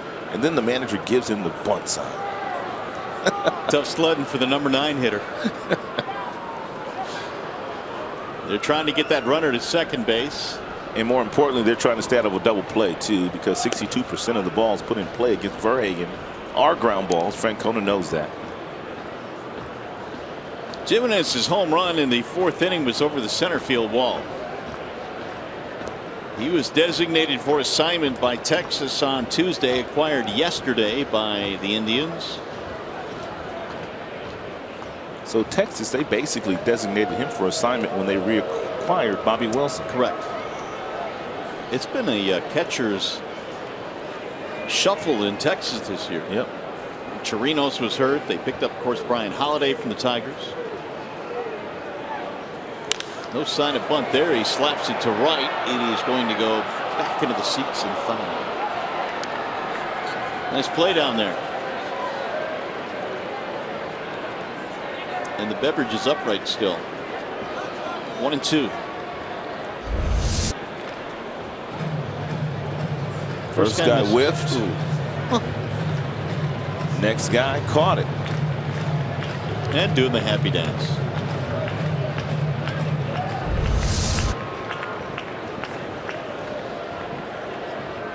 One and 2 on Jimenez. Top of the order, Rajay Davis on deck. And Tigers infielders playing double play depth. Slap to right field on a slice, and JD runs it down. Fire it back to first, but the runner gets back in. 1 gone. Time for a game break, and Trevor Thompson.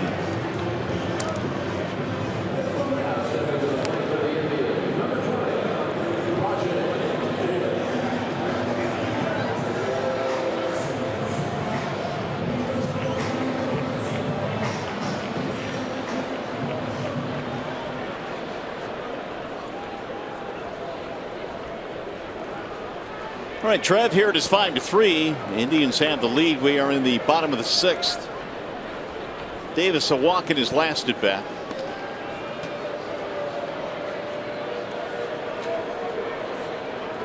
Rajay otherwise is 0 for 2, strikeout and pop up.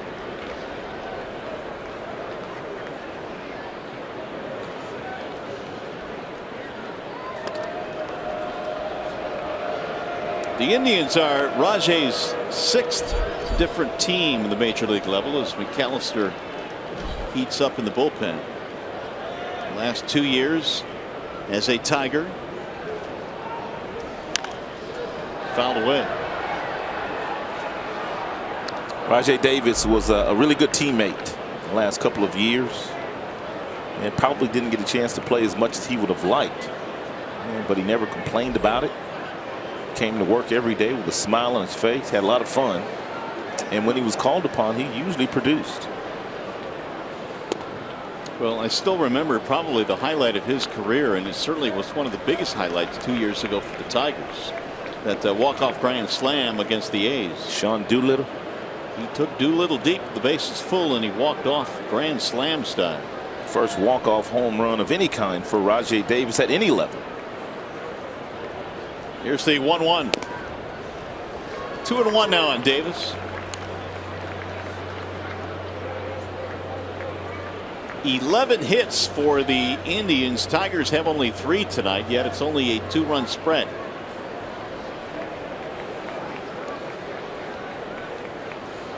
The 2-1. 2-2 now on Davis.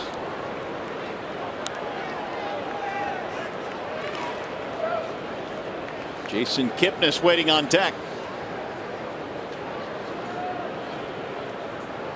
Indians are trying to make it 6 straight over the Tigers this year. Of course, they swept the Tigers back at Comerica Park on the last homestand for Detroit, and that was their first 3-game sweep in Detroit since '08. Swing and a miss. Davis is out on strikes. 2 gone. It's a well-located breaking ball here by Verhagen. You can see he releases it out in front, and the ball comes off the fingertips very nicely.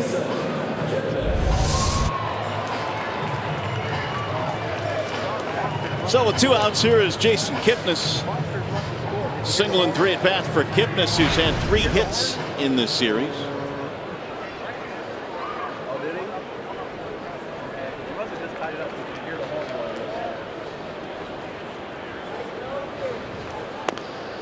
That dart's low and away, 1-0. Kipnis, 2-time All-Star. He made his first All-Star team in 2013. Then he took a step back, struggled in 14, and made the All-Star team again last year in 15. Slice to left field, base hit. Chisenhall is on his way to third, and he's in there standing up. First and third now for the Indians. And another hit on the board for Cleveland. This is what Kipnis did a lot of last year, and when his season really turned and he made an All-Star team. Start driving the ball the other way, taking what was given to him. Lonnie Chisenhall, he didn't even hesitate rounding second. Didn't need any help from his third base coach to tell him whether he could get over to third or not. So here's Francisco Lindor.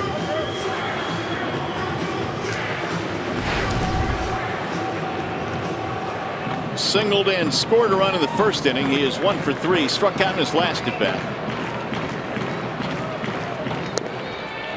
Ball 1 to Lindor.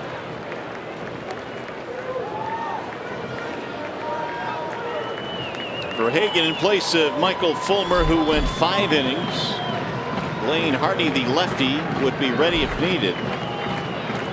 Brantley is on deck. And Lindor takes a strike. And a good bender there thrown by Verhagen at 78 miles an hour.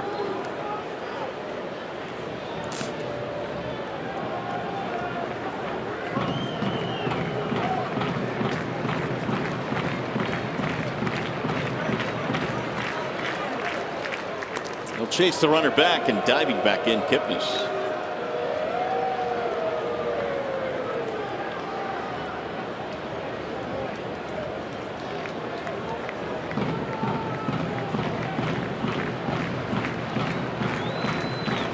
Runner goes, and a little tap right back to the mound, and Verhagen throws him out big out there, and they will strand a couple of runners. No runs, 2 hits, 2 left. To the 7th we go.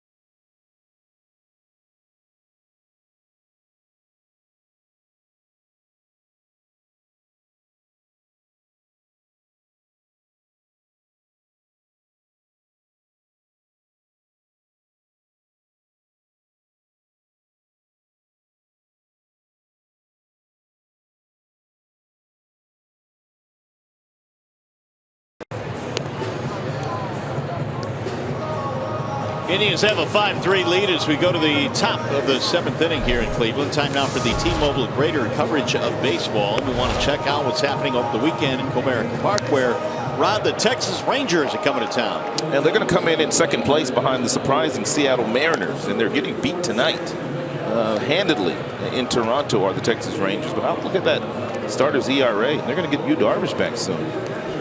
Cole Hamels will throw game 1 tomorrow night against Zimmerman, so that'll be a good matchup. And that American League Rookie of the Year, Nomar Mazara, this kid's got some power. He's very young. He's got a great throwing arm. So the Rangers coming in tomorrow night. Work to be done here, though. The Tigers down by a pair as we go to the 7th. Jared Saltalamacchia will lead it off for the Tigers. And he pops up the first pitch. Shallow left field. Lindor calling. And Brantley says, get out of the way. One gone. That's exactly what he told the youngster. That's my ball. 13th game for McAllister. Outstanding earned run average. It's under 2. And the whip at 1.5. That's because he's walked 6. He's punched out 8. Fastball, slider, curve. Mid-90s fastball thrown by McAllister. Derek Holland tonight for Texas. 2 2/3, 11 runs earned. Ooh, ERA is going to take a beating. It's going to be a while for him to get that thing down. That Blue Jays team, man, do they hit in that ballpark. They take no prisoners in the Sky Dome.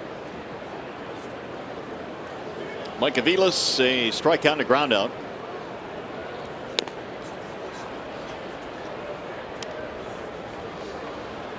Five runs, 12 hits for the Indians. 2 runs to make it 3 runs, 3 hits for the Tigers. The Tribe has left 7 on base in this game.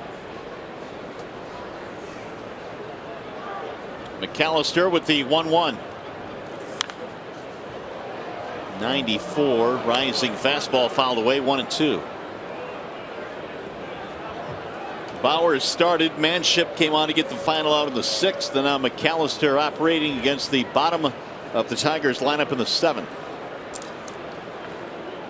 Terry Francona trying to win his 6th in a row against the Tigers this season. You ever seen that scooter that Francona rides around downtown back and forth to his house? Haven't seen it. I've heard about it, though.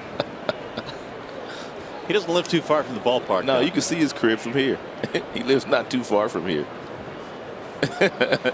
It is funny. He rides it in spring training, too. Does he? Yeah. 2-2 is a swing and a miss. 2 outs. Tigers fans, if you can't watch the games on TV, you can now stream games live on your mobile device. Just go to the App Store and download the free Fox Sports Go app. Log in and stream Tigers baseball wherever you go. Romine trying to get something started here in the 7th inning. What if it rains on his way back to the penthouse? Then what? I guess you just keep on going, you know. Just tie the scooter to the back of a cab. Yeah, just keep on rolling. 0-1 on Romine, ground out, strikeout. I played with Terry 1 year briefly in Colorado Springs, and we both ended up here in Cleveland at the end of the year. 0-2. That's right. I forgot you had a background with Cleveland. Yeah. Terry was a good hitter. Not for those bad knees. He played a few more years, but he could hit. Now McAllister in search of a 1-2-3 7th. Ooh, good fastball. Indians were, as a team, walking back to the dugout. Jerry Mills, he flinched. Look at Jerry Mills. He flinched. Umpire started to call it. Man. Good for Romine.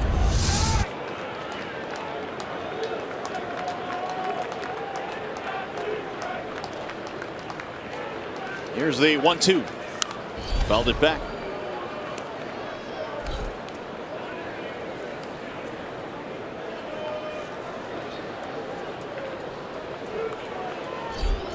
Waiting on deck, Ian Kinsler. Tigers just need 1 base runner to bring the tying run to the plate.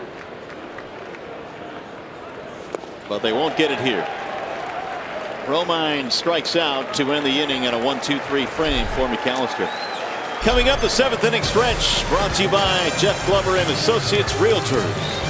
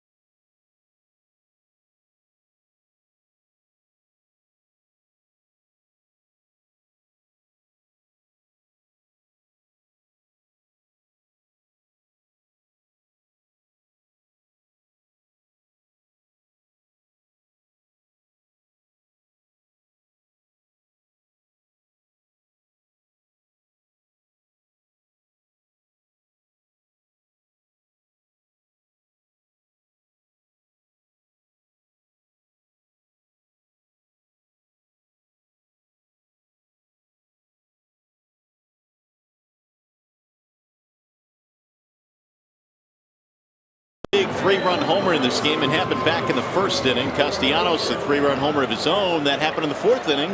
And Michael Fulmer in his 2nd major league start, 5 innings, 10 hits, 5 earned runs. As the Indians bat here in the bottom of the 7th, Drew Verhagen back to the hill. I like the way that Fulmer settled in after giving up the 4 runs in the very 1st inning. One on the 3-run home run of off the bat of Mike Napoli, but I thought he settled in nicely. Started throwing some better pitches, working ahead in the count. Well, he retired 5 in a row, then gave up a single, but got a double play and really kind of settled in after that. He will learn from this start the fact that he really has to start to work on that changeup or start to change some speeds with his breaking ball. Brantley into shallow center field for Romine. You know, the one thing about a guy like Michael Fulmer, who pretty much averaged a strikeout per inning while down in the minor leagues, because he has an overpowering arm. But you quickly realize once you get to this level, those fastballs that you're able to throw by some of those minor league guys, it doesn't happen up here. Well, I would imagine still, and Fulmer probably realized that, but when he came out of the chute throwing 97 in Minnesota, you're probably thinking, yeah, I can blow it by some guys. But it's a much different animal up here. Verhagen missing 1 ball to no strikes. Fulmer's given up, I believe, what, 19 hits in the big leagues? And at least 16 of those have been on fastballs. Brian Shaw warming up. He pretty much has 1 pitch, Brian Shaw. Cut fastball. He will come in for the 8th. Check that he gave up 7 hits in his opening start in Minnesota. So of the 17 hits, the majority of them have been fastballs hit against Fulmer. 2-1 on Mike Napoli. Santana will be next. Here's the 2-1 pitch. Ooh, he's got that good bender today. That thing starts right around the eye level of Napoli, the hitter, and you give up on it, and that thing lands right at the knees. Look how high this thing is.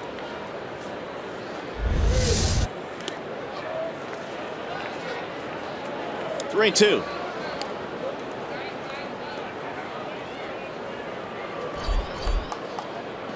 Verhagen allowed a couple of hits in the 6th, but stranded them both. A little slow roller back to the mound. Napoli is out, 2 gone.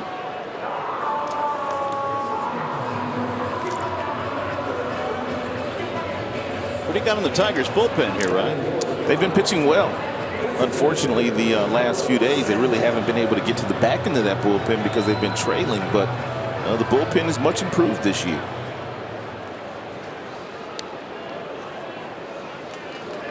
Verhagen is scoreless 6th, trying to get through a scoreless 7th. And now Brad has to find some consistency within the starting rotation. The consistency in the starting rotation this year has been limited, unfortunately, to Jordan Zimmermann. And you could kind of see it going this way toward the tail end of spring training when the youngster Daniel Norris went down with an injury. Although Shane Green threw the ball exceptionally well in spring training, he earned a spot in the rotation. I thought Sanchez took some steps forward in last night's game too, even though he took the loss. Agreed. He threw some quality pitches. Anibal thought as much after the game himself. He's getting closer.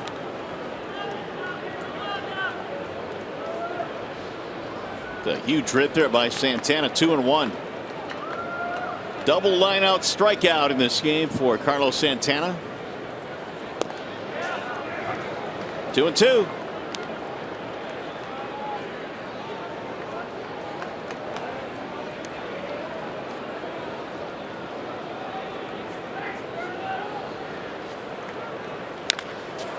Little pop up, and Castellanos in short right makes the play. 1-2-3 inning. Tigers baseball presented by Bell Tire.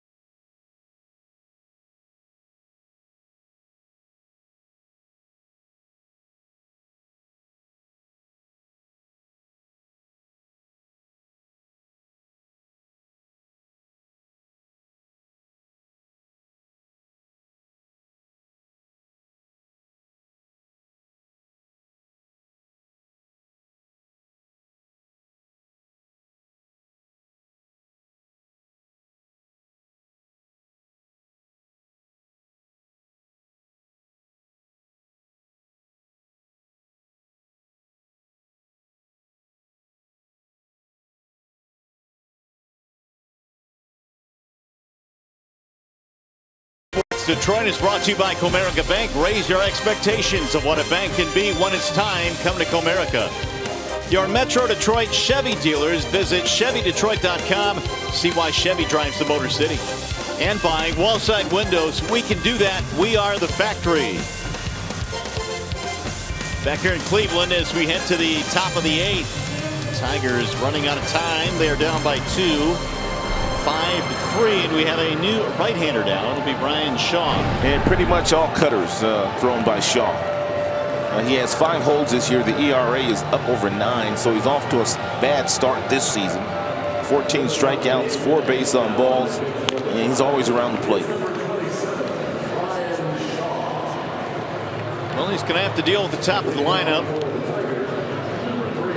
It'll be Kinsler, Martinez, and Cabrera facing Shaw. This has been a troublesome area for the Cleveland Indians the first month of the season, the back end of their bullpen. And guys like Shaw, guys like Cody Allen just really haven't been getting it done consistently on a nightly basis.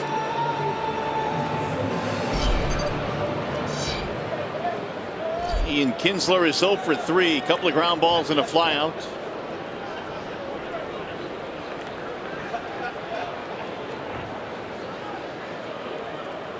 And the first one slides in for a strike. 0-1. A lot of success for Ian Kinsler against Shaw. Here's the 0-1 pitch. Line drive. Caught on a dive by Kipnis. How about the plays they've made defensively in this game? The play in left that Brantley made, and that ball right there, that play made by Kipnis. That is a leadoff single robbed by Kipnis. A bullet back up the middle, and all Ian can do is say, well, one out.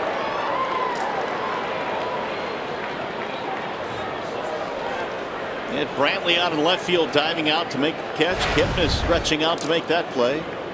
All the plays that the youngster Lindor has made in the series. They played a pretty clean game so far for 3 days straight here, the Indians. 0-1 on J.D. Martinez.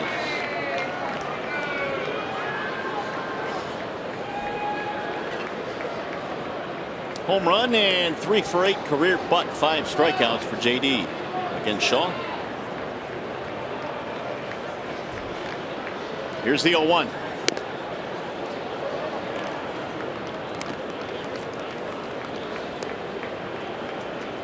Shaw came in averaging about 12 and a half strikeouts per 9 this year. His velocity is up a little bit too. And we saw him earlier in this series. He was up to 95 miles an hour. Cutter outside, 2 balls and 1 strike.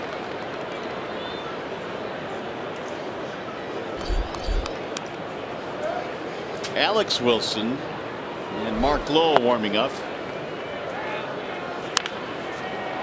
Popped up. See if it finds the seats. Should. And it does. 2-2.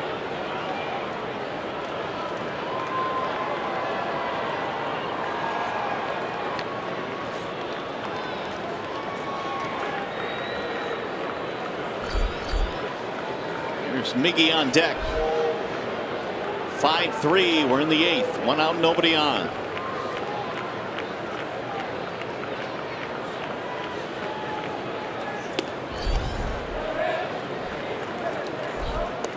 Full count.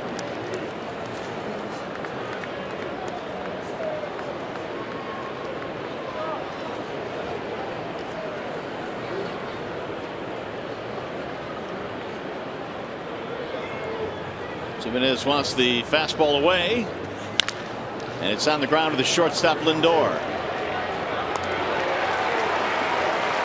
2 up, 2 down. Hey, by the way, follow Tigers Baseball live with the MLB.com at Bat app. Stay up to the moment at any moment with Game Day. Live game video highlights, StatCast news, and more. Download MLB.com at Bat, the #1 app for live baseball for your phone or tablets. Here is Cabrera.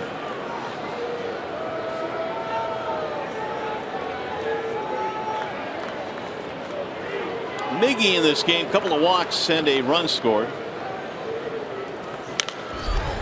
Tigers' only runs coming via the 3-run shot by Castellanos. That was in the 4th inning. Tigers only have 3 hits total here tonight against Tri pitching. They've been badly out hit, 12-3. Yet this game is 1 hit and homer away from being tied. Fly ball. Shallow right field, Chisenhall, and it's going to be a 1-2-3 for Brian Shaw. To the bottom of the 8th we go.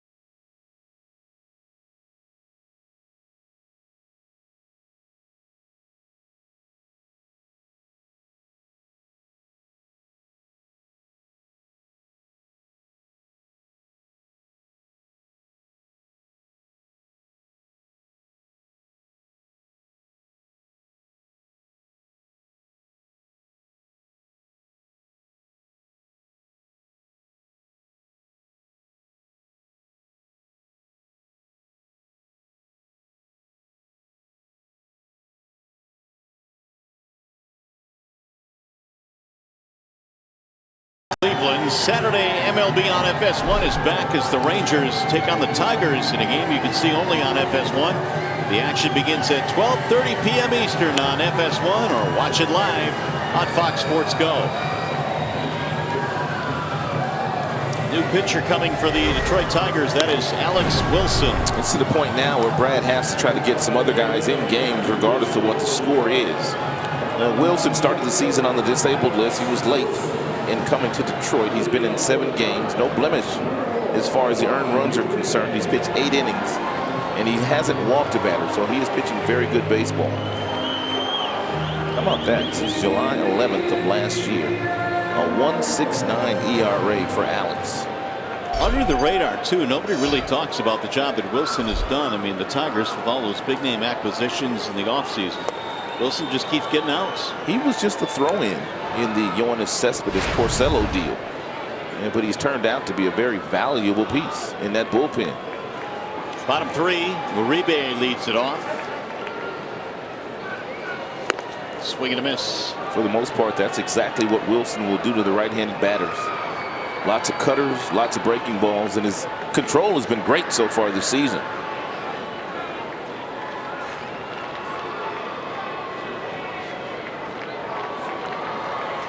Swing and a miss.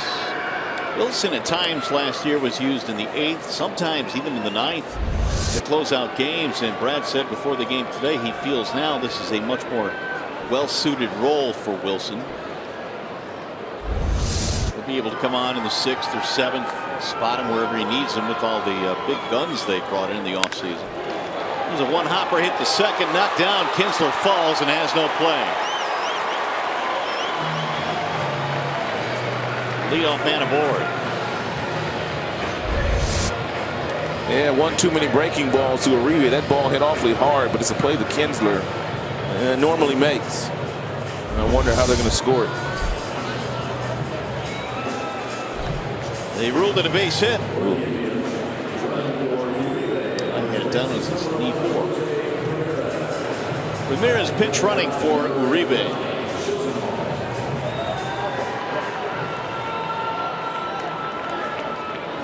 Ramirez has 1 steal. He's been caught once.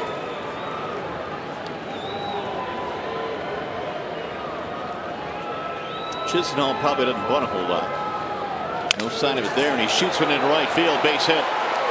Ramirez going to hold at second base as Martinez gets it in.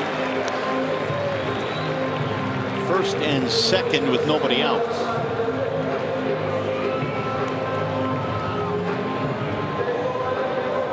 Second hit of the game for Chisenhall. There's Chris Jimenez. Tigers in the infield anticipating a bunt now from Jimenez.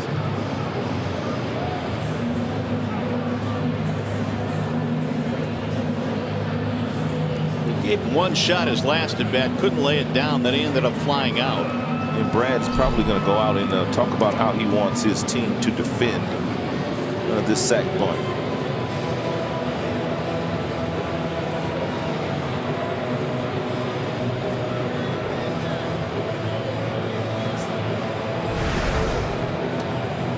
Here are the probables tomorrow, brought to you by Gordon Chevrolet. It'll be Cole Hamels and Jordan Zimmermann, so that's going to be a big-time heavyweight matchup at Comerica. Hamels having a decent year. He hasn't lost a game. The ERA just a shade over 3. Walking quite a few, however, this season. 15 base on balls already issued by Cole. 6 p.m. for Tigers Live tomorrow night. So here's Jimenez now.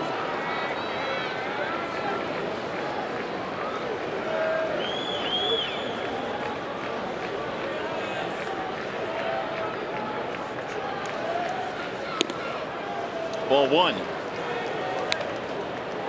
Jimenez trying to get 2 in scoring position for the top of the lineup.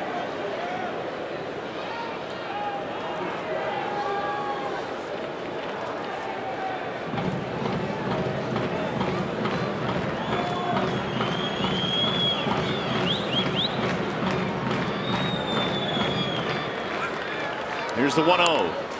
And his bunted foul. 1-1 on Jimenez.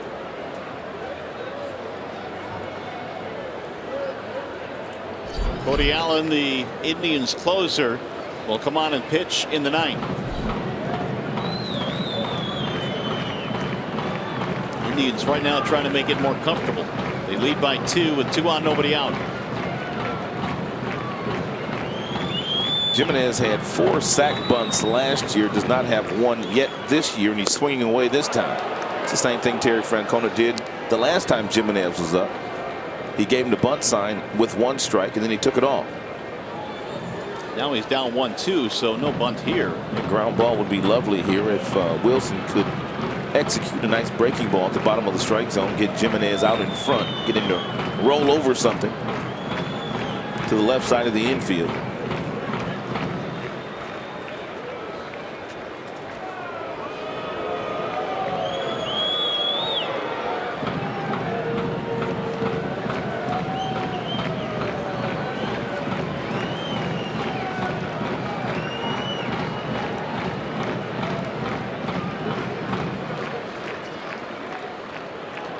Here's the 1-2.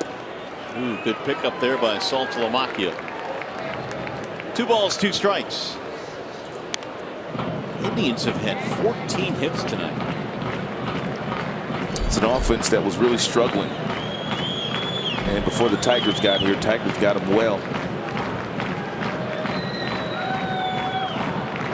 2 balls, 2 strikes. The Indians were swept by the Philadelphia Phillies last weekend.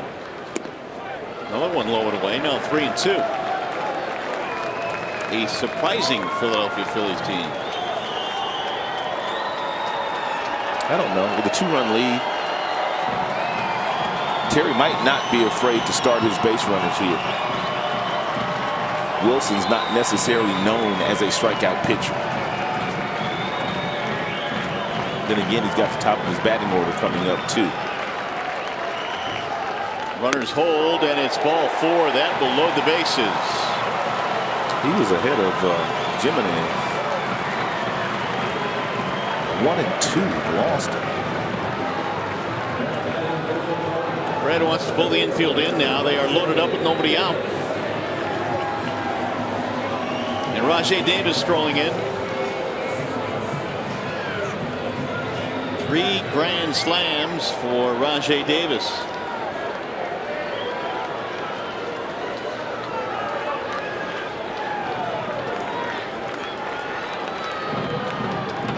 Infield in for the Tigers. Nobody out. Bases loaded. Davis shoots a ground ball up the middle into center, base hit. 1 run scores. Here's a throw to the plate. Cut off. 2 runs in. Rajai Davis makes it 7-3.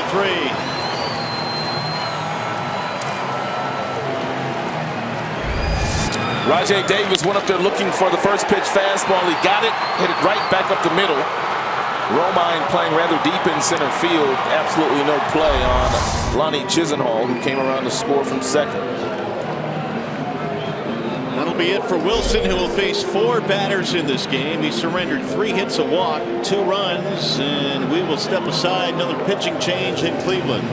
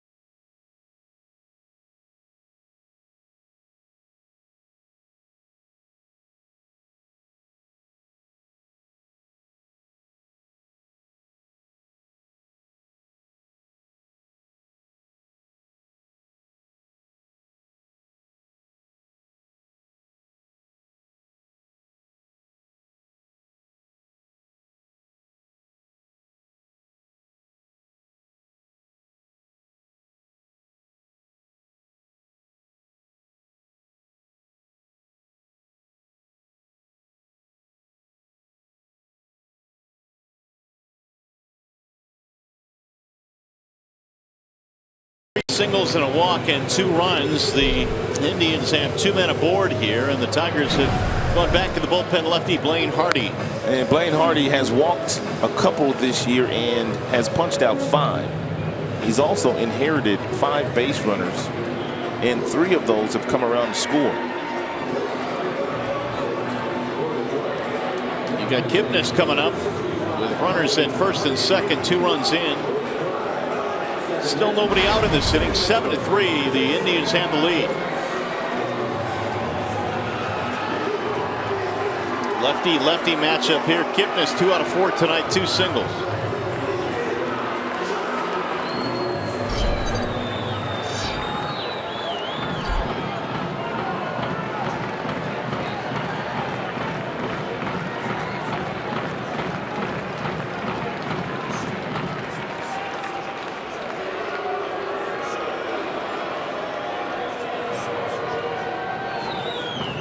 Tigers bullpen, which has been so good recently, and has given up a couple of late runs in this one, and Indians trying to tack on.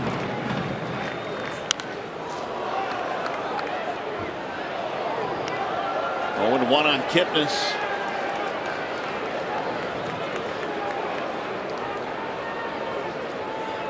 Oh for 6 in his career against Hardy. Lane activated off the DL in the middle of April. Shoulder impingement. Fouled it off. 0-2. That one jumped up and bit Saltalamacchia. I think it got him in the hand. Home plate umpire Jerry Meals giving him a little extra time.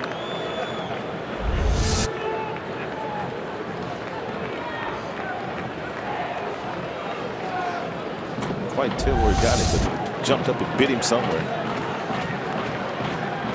Here's the 0-2. Grounder back up the middle. Kinsler flips to second, and it's dropped. Oh my goodness.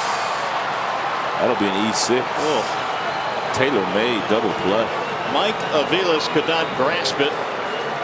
An error on the shortstop, and what looked to be a double play.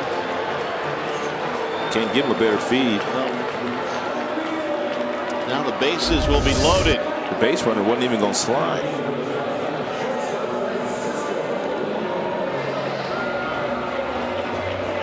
Now you've got Francisco Lindor stepping in.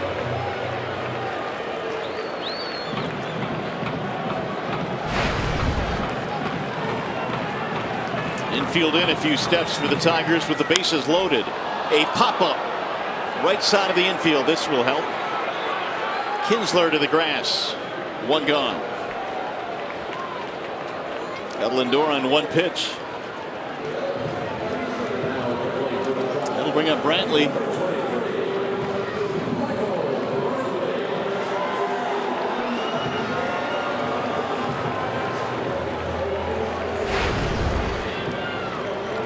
Michael Brantley's had a big night. 3 singles and RBI. He has also scored a run.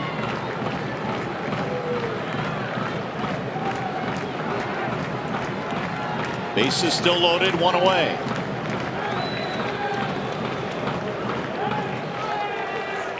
And Brantley takes a strike.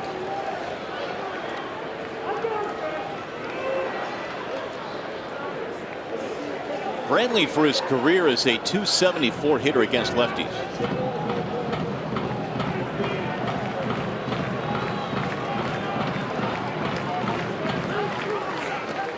That'll bounce in. 1 ball, 1 strike.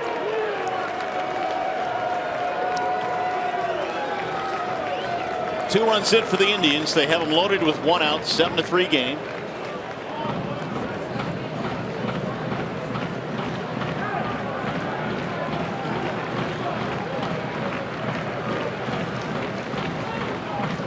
Now the 1-1. Almost hit him inside. 2 balls, 1 strike.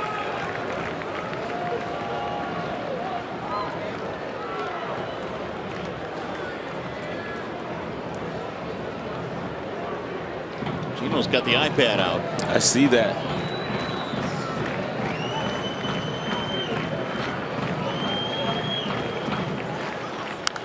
Little pop-up foul back out of play. 2 balls and 2 strikes now on Brantley.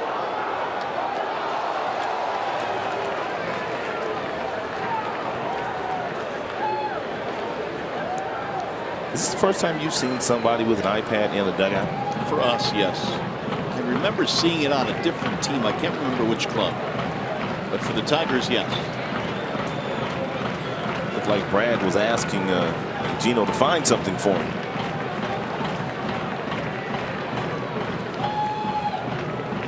Now Brantley will step out as Hardy steps off.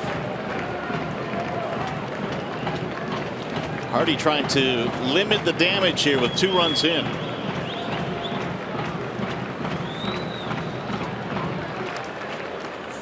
Swinging a foul, and he just got a piece of it to stay alive.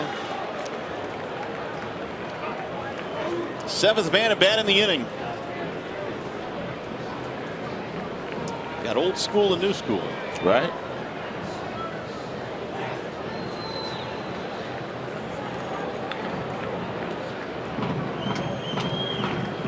Two and two.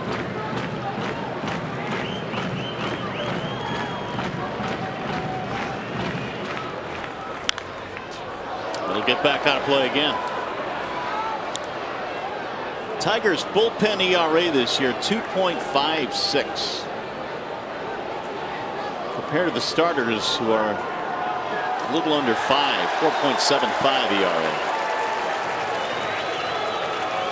But Hardy coming in place of Alex Wilson, who gave up 2 singles, a walk, and then a 2-run hit.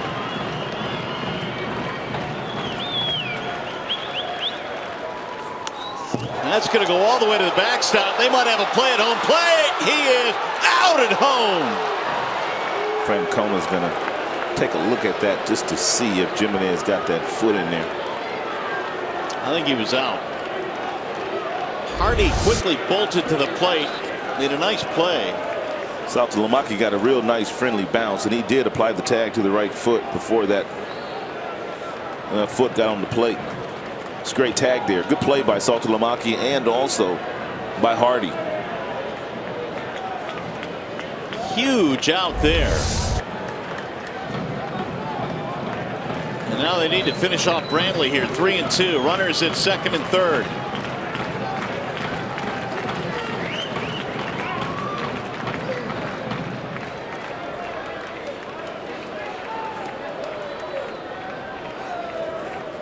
Jimenez came running home and was out on the tag by Blaine Hardy.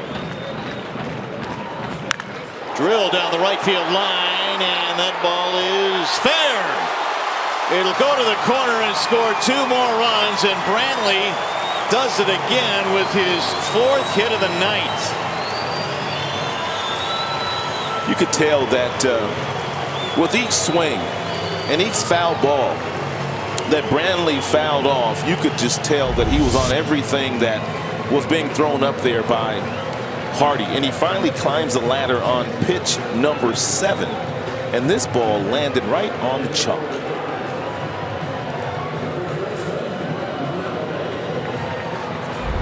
Four hits and 3 RBIs tonight for Brantley. It's now 9-3 Cleveland. Here's Mike Napoli. Little chopper to the shortstop, Aviles. Napoli is out, and that will end the inning, but a big inning. Indians had 4. We go to the 9th.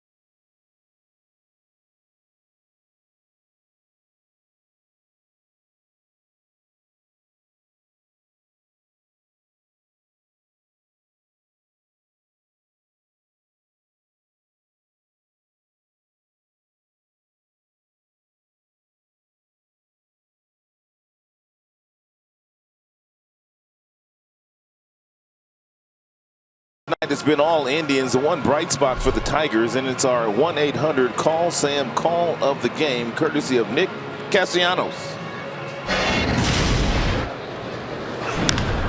Fly ball right field. That'll chase Chisenhall back to the track, to the wall, and it's going to go. A 3-run shot the other way for Nick Castellanos, whose red-hot start continues. And right now, the only bright spot for the Tigers tonight, the 3-run homer. And now former Tiger Jabba Chamberlain will take over here in the 9th. Jabba Chamberlain pitching well in just a handful of games so far this year for his new team. He had some bright spots for the Tigers the last couple of years too, and a good breaking ball there, but I probably just started throwing way too many breaking balls there and started getting hit as his days with the Tigers came to an end. Well, Chamberlain now in a 9-3 ball game, and here in the 9th inning it'll be Victor Martinez to lead it off.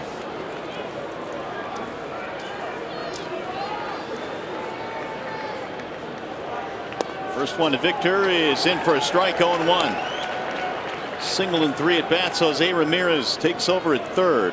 Hey, Jabba still has a good fastball. Fastball gets up in the mid-90s. He's got a slider, he's got a curveball, an occasional changeup. Strike 2.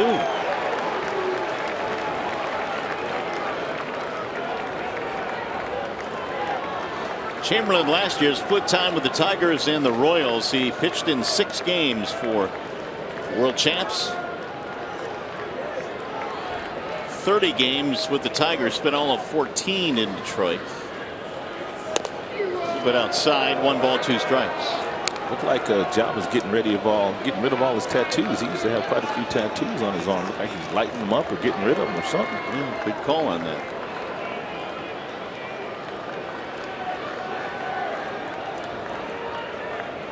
Used to be a lot darker than that. Here's the 1-2. 2 balls and 2 strikes on Victor Martinez. When you gonna get a tattoo? First Tuesday after never. How about you? I don't have one. Probably will never get one.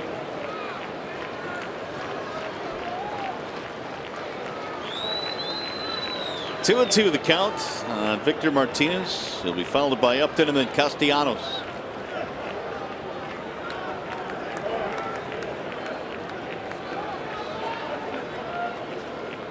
Here's the 2-2 pitch, and it's lined foul, out of play. Well, the Indians are now just 3 outs away from having won 11 of the last 13 between these two teams.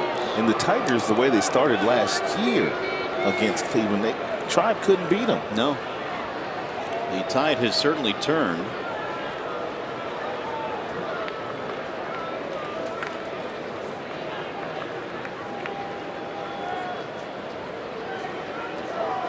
Now Chamberlain ready again with the 2-2.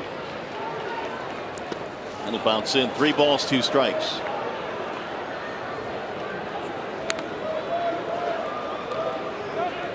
Chamberlain pitched well this spring for the Indians. He was signed to a minor league deal on December the 1st. He had a 2.7 ERA this spring. And opponents hit just 194 against him. He has continued that in the month of April.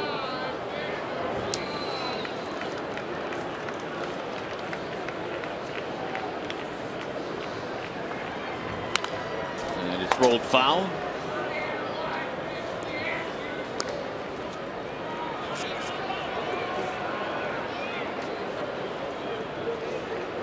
Three-2 on Martinez. There have only been 3 Tigers hits in this game.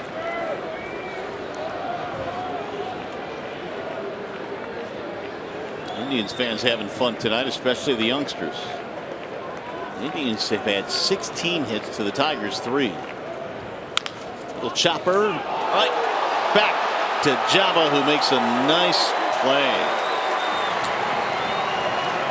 Well, just like we promised you earlier in the game, it's Miller time, and it is brought to you by Miller Lite. In the 6th inning with 2 outs, Nick Castellanos made a bid for a double and another RBI. He had already driven in 3, and Brantley robbed him of that double, and then to start off the 8th, Ball ripped by Ian Kinsler right at Kipnis. Kipnis stretched out and took a single away from Kinsler. So the Indians not only have a bunch of hits, they've been flashing some leather too. Yeah, it's been a good series for them. And the Indians trying to get the sweep and move back up over 500. They would be 13-12 if they win. There's a strike on Justin Upton. Another double tonight for Upton, 1 for 3, extending his hitting streak to 7 straight.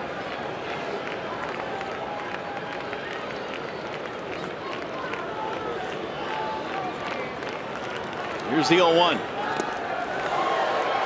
0-2.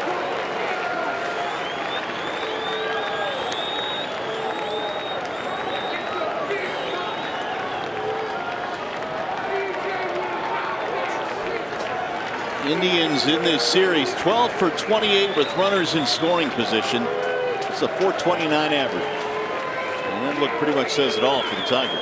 Yeah, and the flip side of that is the Tigers are 3 for 17 with runners in scoring position in this series. The 0-2. Upton laid off.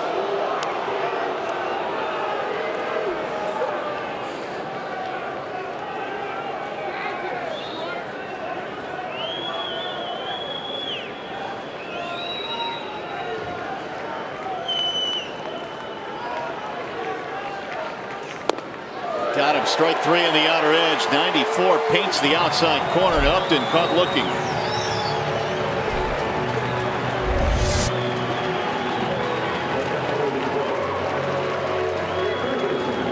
Java knew it, and so did Justin.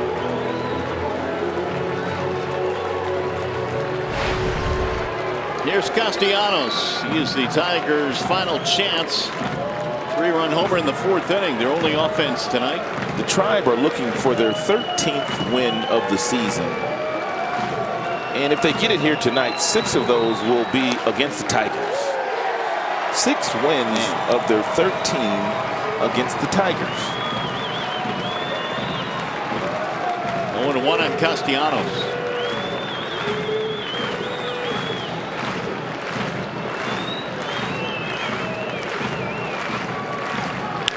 Nick drives one to center field. Rajai Davis coming on, sliding, can't get it, rolls by him. He's backed up by Brantley. Here's the throw to second, safe there. Castellanos will cruise in with a double. Another multi-hit game for Nick Castellanos. And another extra base hit.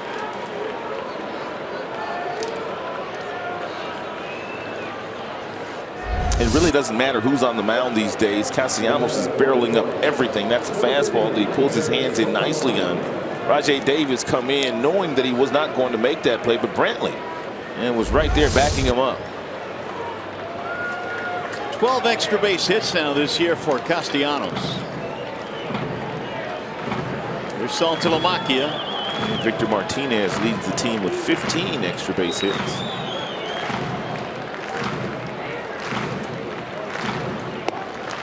Ball 1 to Saltalamacchia.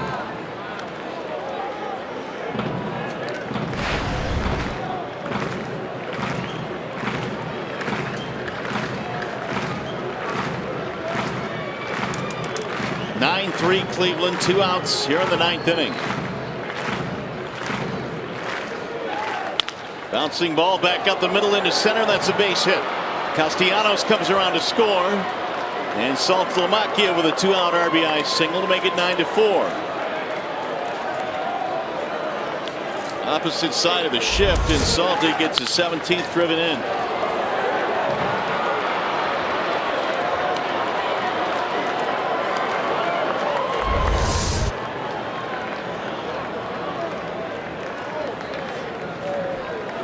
Here is Mike Aviles.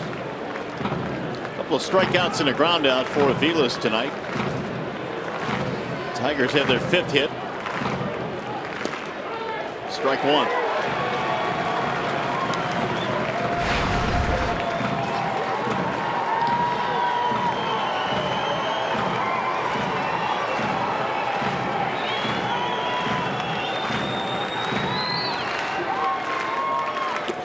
Swing and a miss. Well, he didn't even see that slider. No. 0-2.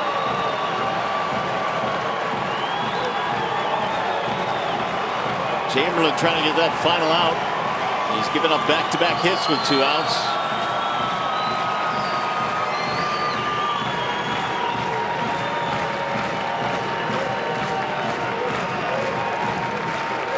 Here's the 0-2.